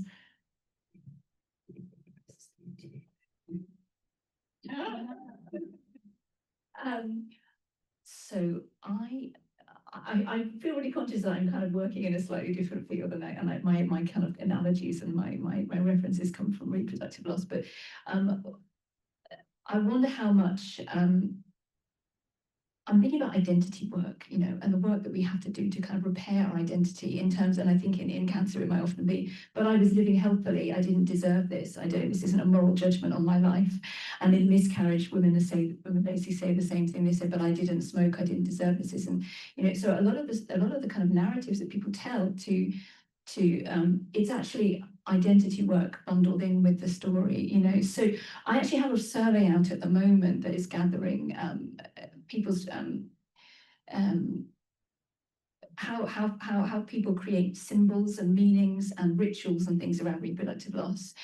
And it's really interesting because at the same time, I'm editing this special issue of Life Writing Journal, and Astrid has contributed a brilliant paper to that, all about birth and birthing and death. And the two kinds of pictures I see from both of these are so different. From my questionnaire, I'm receiving a very sweetened set of stories. I think I've got about 377 stories by now, so that's a lot. And it's overwhelmingly sweet, and there are symbols such as flying birds and insects and things that are up in the air, natural things. Meanwhile, I'm also editing papers on some Dutch language narratives on birth, the experience of birth and its analogies to death, which is very carnal and sexualized. And it seems to me that there's a really interesting disjuncture between what seems to me a potentially really powerful, I mean, you know, birth and death and sex are kind of intimately entwined. And in reproductive loss, would that not play a part in that kind of nexus of images and experiences and meanings and beliefs? And yet we're seeing something very different coming in these questionnaires. And of course it might be because of how I phrase things and things like that, I hope not. But it seems to me that what's going on here is some identity work about, look, I'm actually a mother, a loving mother, this is a baby, this is effectively nursery language. And I just wonder whether the survey's done out, so I haven't analysed properly. But I just wondered, looking across to cancer narratives and things like how much of where we do and don't go with these narratives is bound up with the work that we're also having to do about, look at, you know, this is who I am and who I'm not as a person. I don't know, that's where I am with that. Now it's back to you, actually. That's our okay. So maybe a question about is that we've done a lot about agency and active agency, but the kind of point that also Daniel has often talked about how the biomedical discourse kind of has this element of kind of reducing the agency of patients, and even though there's been so much talk about it in narrative medicine and so on, it seems that the structures and like a dominant discourse doesn't really change much, and it's still a very common experience that when you become a patient, you become kind of the object of these treatments and procedures and so on. So what kind of ways do you see of kind of strengthening the agency of patients, and somehow is there any possibility of kind of changing that in terms of how kind of medical world works? Yeah, and what do you think about the notion of narrative agencies, like a useful concept or not? We have already talked about how there's limitations and so on. So what are your thoughts on agency at this point of the day? So I think narrative agency is a really brilliant concept to hold on to, and perhaps even more powerful than narrative, which suggests something fixed and stable and that can transition between people. But narrative agency must surely be exercised in order to materialize, and must be something that we can enter into that dialogic frame, and which, you know, ebbs and flows potentially across different spaces and isn't an inherent and stable property. So I think theoretically there's huge mileage in that. And I suppose it's the case of like, is narrative agency something that is exercised across all the domains of illness? Or is it something that actually we want to carve out the kind of hermeneutic element, and then kind of how do hermeneutics and biomedicine relate, and so on and so forth. I'm just struck by accounts I've been reading about where, you know, how doctors are using AI, and, you know, sometimes very medically delimited, specific, trained only on peer-reviewed sources AI, and sometimes just Wild West AI, and how patients then too are, you know, either discussing, well, I've got this dizzying array of choices, or I've been, you know, required to make decisions or to be responsible or to understand very complex procedures in ways that are kind of like terminologically bamboozling. This is all new to me, this is all expert to them, and quite rightly reaching to the tools that help them navigate that. And so there is a sense of a kind of, you know, a moment, whether that's narrative agency or other kinds of agency, potentially being overwhelming, or, you know, or in some senses an interesting re-articulation of a breaking model of, you know, simple deference to clinical opinion, or, you know, like doctor knows best paternalism, or whatever it might be. So I think that sense of in what ways and senses is agency, is it surely not simply the case that just more agency is actually in everybody's best interests, you know, and where are those points where that becomes sort of slightly more complicated, or we need to think in different terms about it, which is not, you won't argue for just more, but I think sometimes it gets looped into that, where it's like, if patient choice is enshrined, everyone, that's just gold. And maybe that's always not the case. But I completely defer to someone who knows what they're talking about when it comes to medicine. No pressure, Danielle. Sure. Yeah, no pressure. Yeah, I mean, I think narrative agency and epistemological agency are really intertwined. And you know, this is just a reluctance to talk about AI. So it's good that you're forcing us to confront it, because certainly there are a lot of exciting, disruptive potentialities there. I've experienced it myself. I feel kind of cynical about the potentiality to increase the agency of people who are seeking care. I'm just allergic to the term patients because it's so prescriptive. It literally means patient. With short of some kind of bigger structural change, which I think is happening already. I'm writing something now where I liken just the flattening of person. And this is not a new thesis by any means, but even in milder cases, you walk into the clinical space and there's just so many ways in which your personhood just becomes reduced. And so I'm drawing an analogy to Kafka's The Metamorphosis, and like being transformed into this bug lying on your back. So I have to sit and so much of, I could rant forever about this, so I'll stop myself after a few seconds, but like so many of the reform efforts in this domain, I think just speak to their own limitations. I mean, patient-centered care is ridiculous. It's like food-centered eating. I mean, and I think all of these things are, you know, whenever you see something respect for autonomy. Why do you, in the US, we had this one of the biomedical principles, respect for patient autonomy. Well, you don't need a principle of respect for physician autonomy because that's enshrined, so I don't, and I taught a lot. I'm not a doctor myself, as you might be able to tell from my tone, but I've worked a lot in medical. Your nemesis up there, yeah. I worked a lot. The only thing I'm understanding. In medical education. Still working? Yeah. Okay, and I gotta say, maybe there's some doctors here, but behind closed door, when there's a majority of them in the room, they start to talk like there's nobody else there. And it's really it's like behind the curtain, oh, we have to let, it's good to respect people's cultural beliefs because then they're more compliant. I mean, that's really what they say. So I'm a bit fed up and I'm a bit cynical about that actually changing because there have been so many of these reform efforts, really well in my own field included. I mean, narrative medicine at Columbia started off, and it still is, means of trying to reform medical education. And I just don't think it's going to work unless there's a deeper kind of structural change. And I think there's plenty to be fearful about with generative AI, certainly.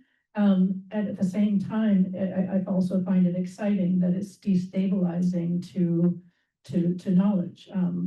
So I'll pause there. I mean, I also think this concept, which of course is more than concept, it can also be enacted of narrative agency, depending on the context. We want to hold on to it. When you said that it has more potential even than narrative, I went, yeah, there's something here. Because I'm usually not prone to practical applications, but in this past number of months, my mother-in-law, who is a multiple cancer survivor, has been diagnosed with colorectal cancer.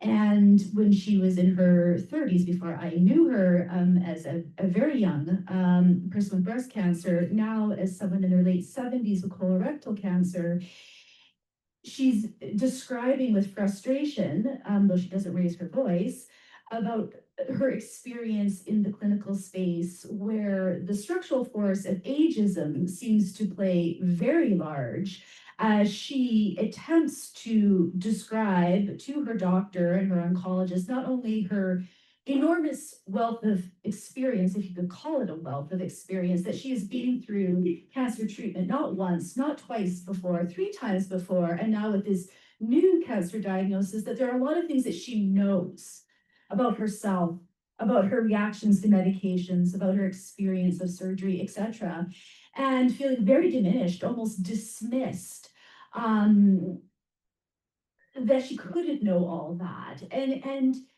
watching her, without the term narrative agency, assembling these practices to arm herself to go into to speak to her doctor. And my partner Allison and I encouraging her to do that, and me describing, I've written about this, my experience of performing patienthood, that I had a very, as well as self-aware as we can be, but that I was going in with a list of things that I wanted in the clinical space, and I was going to perform it in a certain way, make myself agreeable to be heard. I also think this is not innovation. I mean, I don't know how many of you, and this often says a lot about culture and class and location, but have perhaps parents or grandparents that go dressed in their Sunday best to see the doctor. This is an intentional practice, right? It's not done at random. It's done to solicit a kind of audience with the doctor. It is strategic. It is a kind of, I think, agentive act, even though the systems and structures should change so that that doesn't have to happen. So people are not sitting in their uncomfortable clothes in the waiting room for longer than they should. So some of these practices have always been, well, always, not going too far back, but have been with us. And yet we deploy them in different contexts for different aims. I have to say something about AI though, because I was part of a workshop where two medical doctors were testing their, not using some of the commercially known AI, but creating their own AI platform for doctors' notes. So not the notes that you maybe have to get here, we still have to sometimes for excuse from work or school. But instead, with doctors trying to manage their workload, this is mostly general practitioners or family doctors, where they're finding that patients, they've encouraged their patients to reach out by email because they don't have enough clinical space to see them in a visit, and they want to continue the conversation about a medication, etc. But they realize by doing this, they just don't have enough time, right? This is going into evenings and weekends. And so these family doctors in Nova Scotia were trying to create their own generated AI to help them reduce the time for writing the emails. And they tested them on us, and they were sad because they're quite proud of what they created. And then they're with a bunch of academics. And we went in saying, okay, yes, like let's read through, this is the prompt. And we just went, these are so patronizing. These are not. And they said, well, look at the emails we used to write. They're full of typos. And I see Angela's sharp bits written down.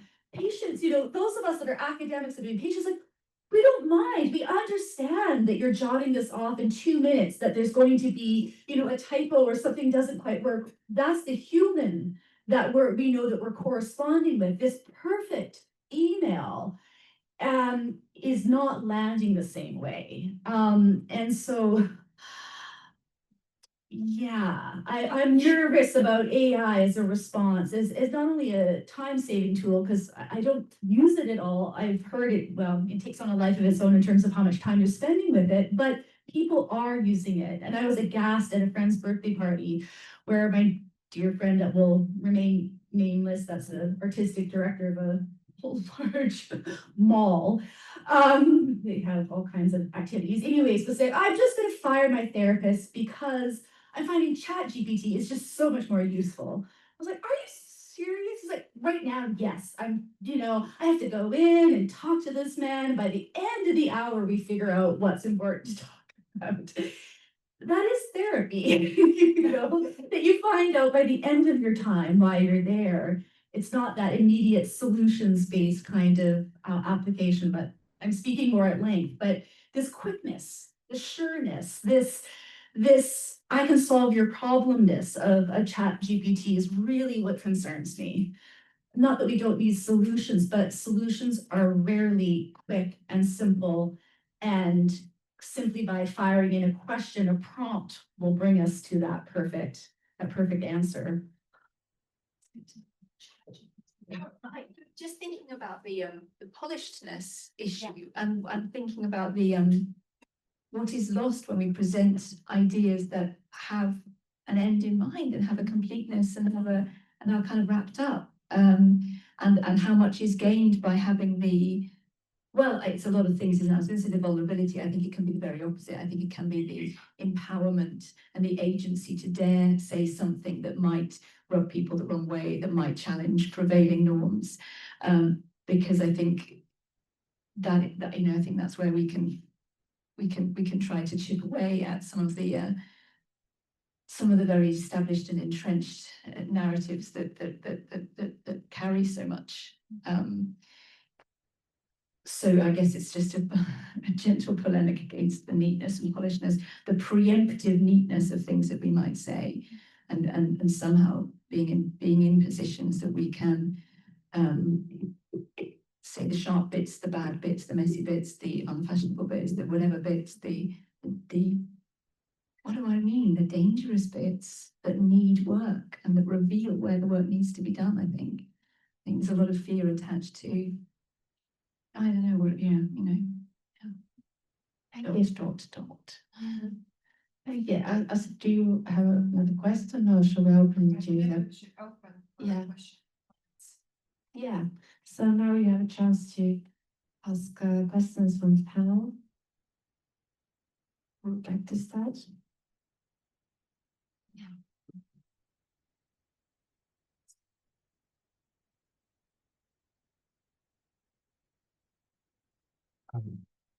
Hey, thanks. And it was a wonderful discussion, and thanks for having me here. And this is wonderful to listen to. I guess the question I would like to ask is regards to both my personal experiences with being a medical professional for a little under a decade, and then later on, actually recently being hospitalized for a relatively prolonged period of time. In my experience with the medical profession, there tends to be a kind of emphasis on a certain kind of narration style that usually has to deal with what they've been taught in their schooling, their lessons. It's very much focused on a biomedical approach where there's journals and academic papers and whatnot. And those things tend to inform basically everything that a doctor knows and understands moving forward, as well as nurses, paramedics, and other medical professionals. And there has as a someone in the field, I come across a lot of counter narrative experiences and whatnot, but I've found that more often than not, those things fail to kind of meet or fail to like essentially overturn all those other previous modes of research. There tends to be a emphasis or a hierarchy in the biomedical model, which means that when you have two conflicting pieces of information, you're just going to take the biomedical one each and every single time. And that's when you inform everything forward. So my question, I guess, going forward is that how do we reach that? How do we get beyond that point?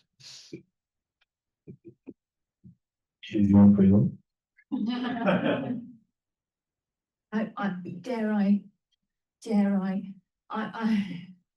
I've been thinking a lot about how the humanities is integrated into the medical curriculum, as I'm sure we all have.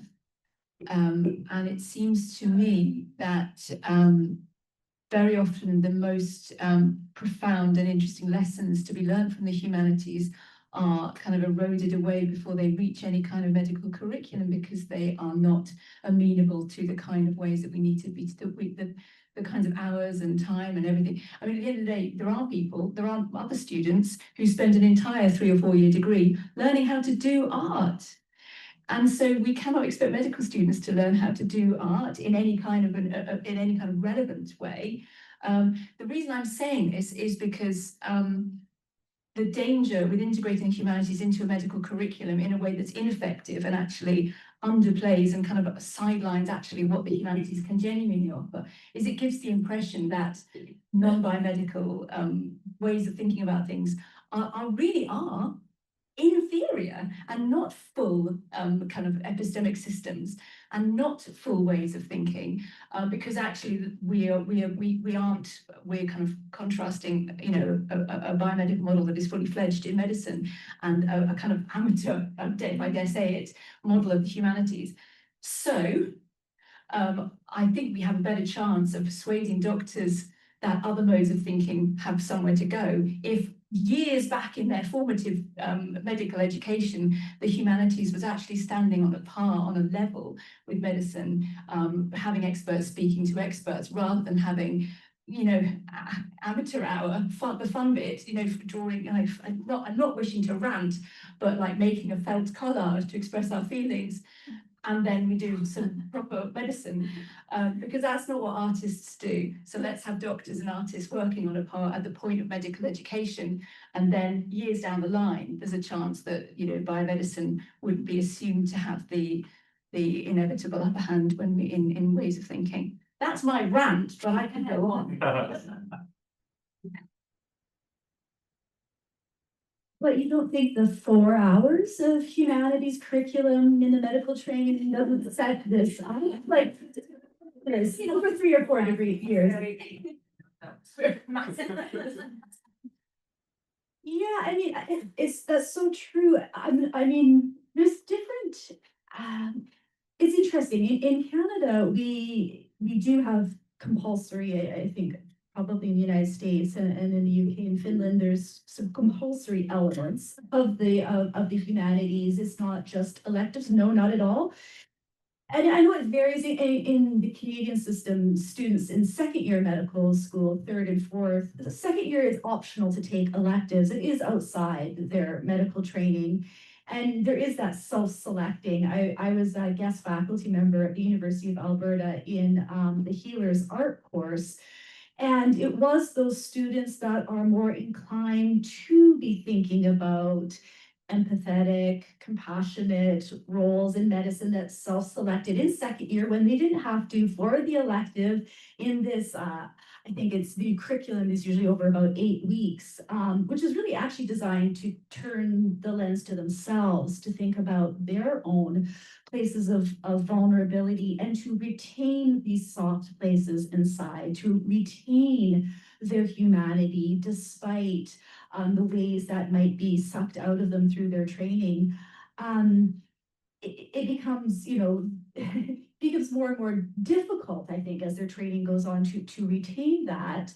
But we have an interesting trend now of not just recruiting future medical students from biochemistry or biology, but instead from the humanities, especially with family medicine. And I wonder about that. So people who have done an undergraduate in English literature can go on to do a medical degree. Obviously, there's electives that must be taken, etc. We don't yet have the results yet, right? And those students are just kind of hitting their clinical practice. But certainly honoring different undergraduate training, even though medicine is an undergraduate degree, at least in Canada, everyone's already done an undergraduate degree. They don't just go in with 1 or 2 years of university under their belt. They go in sometimes with entire master's degrees before they start their medical degree. And that's interesting. Recently, I'm talking more, but we have a new initiative. My own university is bidding for a medical school, and it will be simply focused on primary care. And we have a competing university that has just launched a similar program. And hearing students that have been recruited at Toronto Metropolitan University out of public health, so that they've done a public health degree and now they're going to be doing medicine, I think that's going to change the terrain, not all at once, slowly, and then we might have something we can kind of remark upon, but definitely non-traditional routes to the medical degree. I'm hopeful. I'm hopeful. Well, if you're hopeful, then I have to be cynical just to keep talking about it. I think it's a both and. I like this analogy. Well, I found to draw an analogy to there's this wonderful book by James Scott called Seeing Like a State, in which he looks at different projects of modernity and how they failed because they systematized a certain natural order and then left out certain crucial things like scientific forestry. Let's try to increase timber production. We'll plant the trees in neat rows and we'll increase timber production for a generation. And then the whole ecological system will collapse because the soil is depleted. And then once they realized that was happening, they said, okay, well, we're going to fix this. And they put these specially cultivated little boxes in the scientific forest for the ant colonies to try to reintroduce some of those elements, bees and stuff like that. But while maintaining the really militarized, ordered system. So just to create a really belabored, strained analogy, if the scientific forest is biomedicine for all its incredible capacity and knowledge, and you have to try to order the world to try to understand it better to a certain extent. But then, could you see these ameliorative efforts of medical humanities and narrative medicine and so forth as merely being the kind of palliative little ant boxes reintroduced into the scientific forest? And if so, then they're really doomed to, if not fail, maybe they'll be helpful, but not to really fundamentally change the structure of that system. So I think that they're worth doing because they do help. And as you point out, there's like the jury's not in yet, and certainly diversifying the kinds of other experiences that people have. Sort of unsurprised to hear also that my interest is in how the humanities can bring in an epistemological self-awareness. So you say, okay, let's not pretend otherwise. The biomedical paradigm is what you're learning here primarily, and then we care a lot about it because we want to identify and successfully treat disease. And at the same time, that it's one paradigm among others, and to say that is not to be nihilistic. That there's a social domain and there's a there's a domain of my own lived experience, and that these can coexist without us having to think that they're mutually exclusive. And I do think that can be effective as sort of like the sneaky Trojan horse, that once that epistemological self-awareness is there, and it can just take the form of narrative. It's like you were saying, Angela, about how narrative is like such a plastic concept that you can accept that there are different narratives. And talking about literature is helpful for doing this, because there being different interpretations or different ways to approach a literary text isn't something that shocks people. And that once you do that, then you can say, okay, well, you know, can we bring that into the biomedical domain as well? So I'm both optimistic and pessimistic at the same time.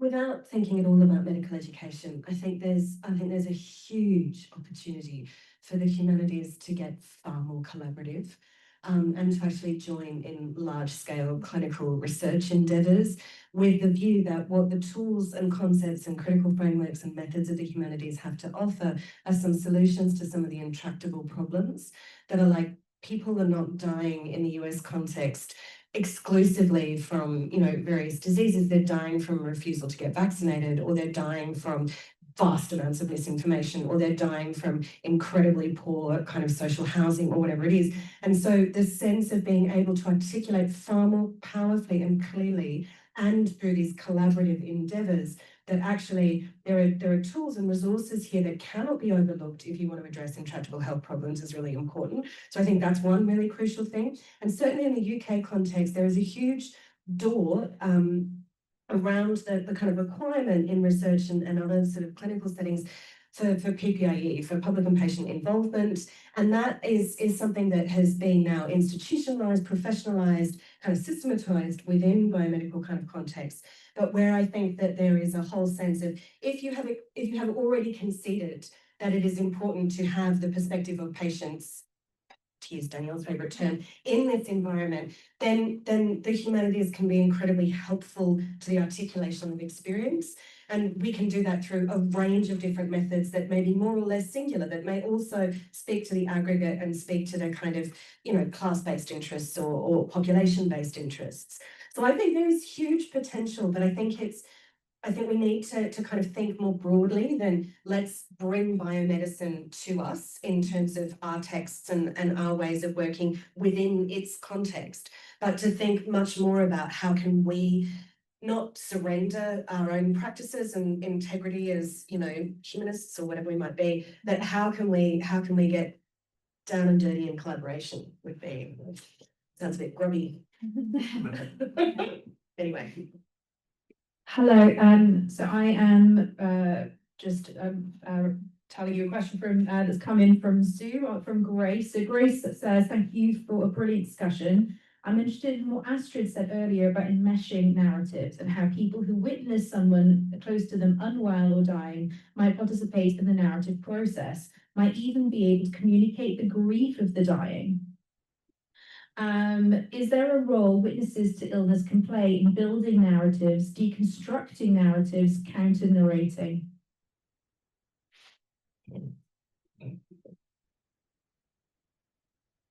Well, I really have to answer this. Thank you. I think there must be. I think that one reason why we haven't had much awareness of the grief of the dying is that until very recently, people grieved for their death for a very short time, and then they died. And now we're at a point where we have a lot of people who have a lot of time to be aware of their lives endings, and therefore maybe to arrive at, okay, I'm grieving. So while that's there, there's also the issue that I think a lot of people in that stage still possibly won't choose or won't ever articulate their grieving, but they are accompanied by many others close to them, be they their loved ones or even people at a hospital or wherever, who actually do witness the grieving. And, you know, there must be a kind of dialogicality, and it must be actually shared. And this is kind of a hunch, an intuition, maybe a direction where I'm going to with my research. And Matthew Mortimer's book is definitely like one inspiration, like where clearly we can articulate through fiction, for example, other people's experiences in ways that do kind of shed light on them, and they become shareable. Maybe you guys.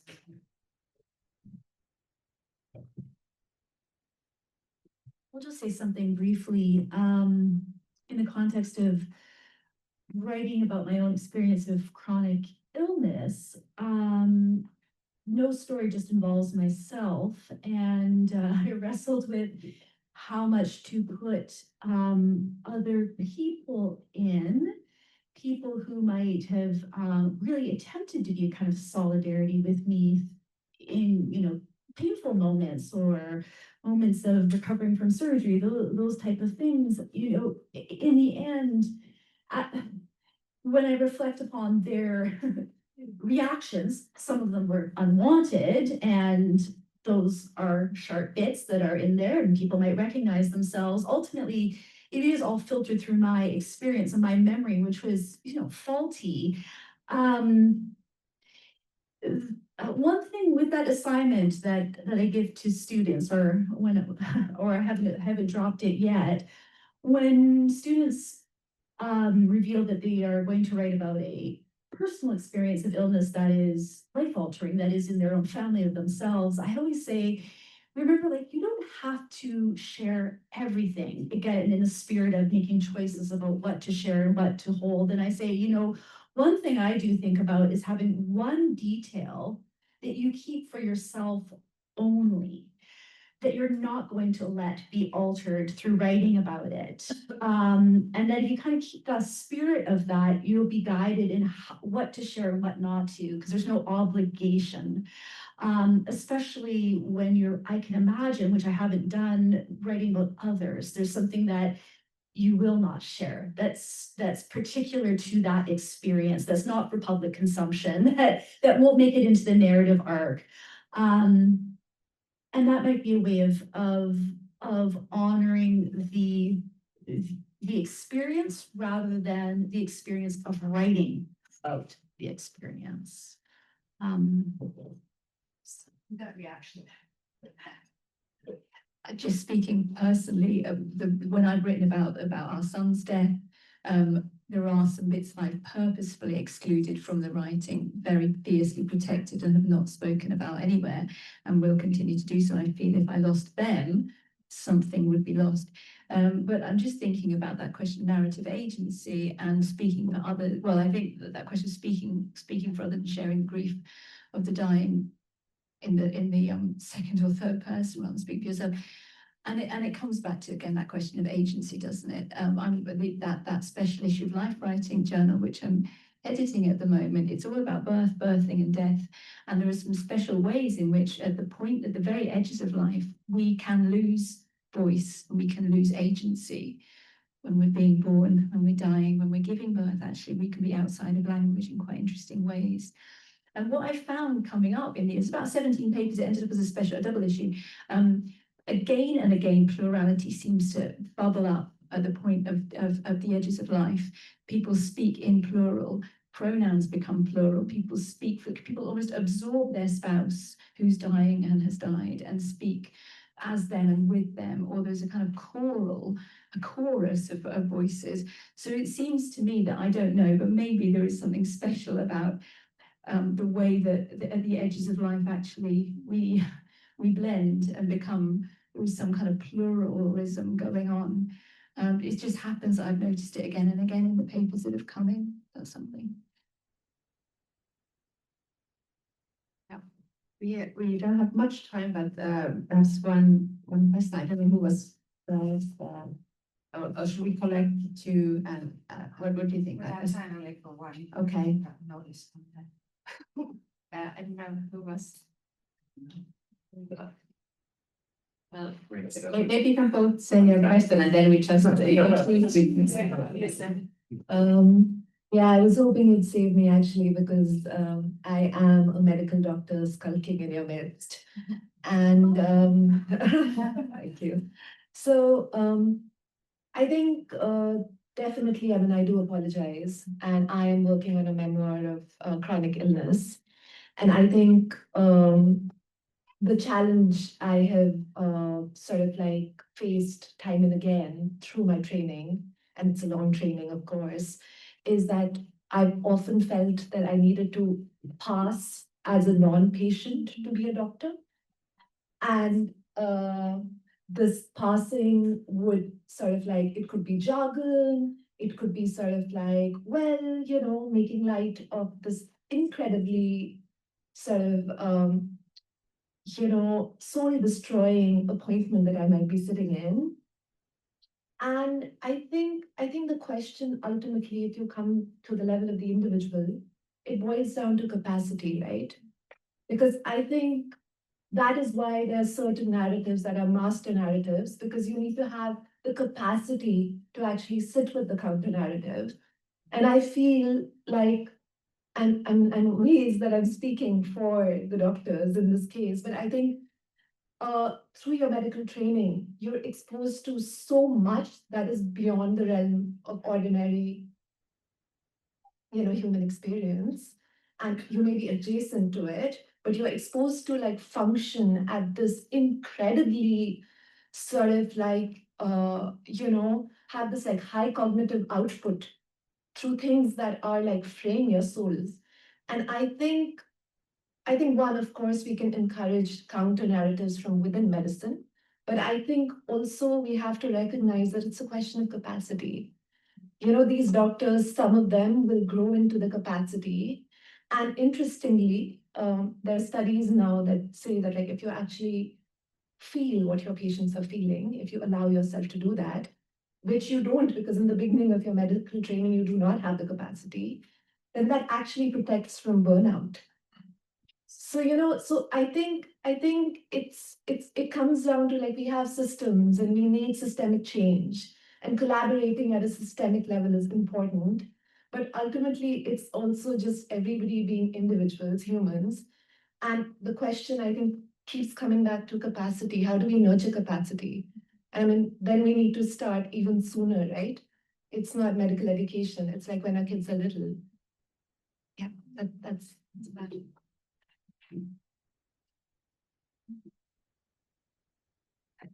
Just something want to say something. I think that's a quite nice way of ending it. So thank you so much for that comment, and thank you so much for the whole panel, for the really rich discussion, and for all of you for coming and sharing this day with us. So thank you.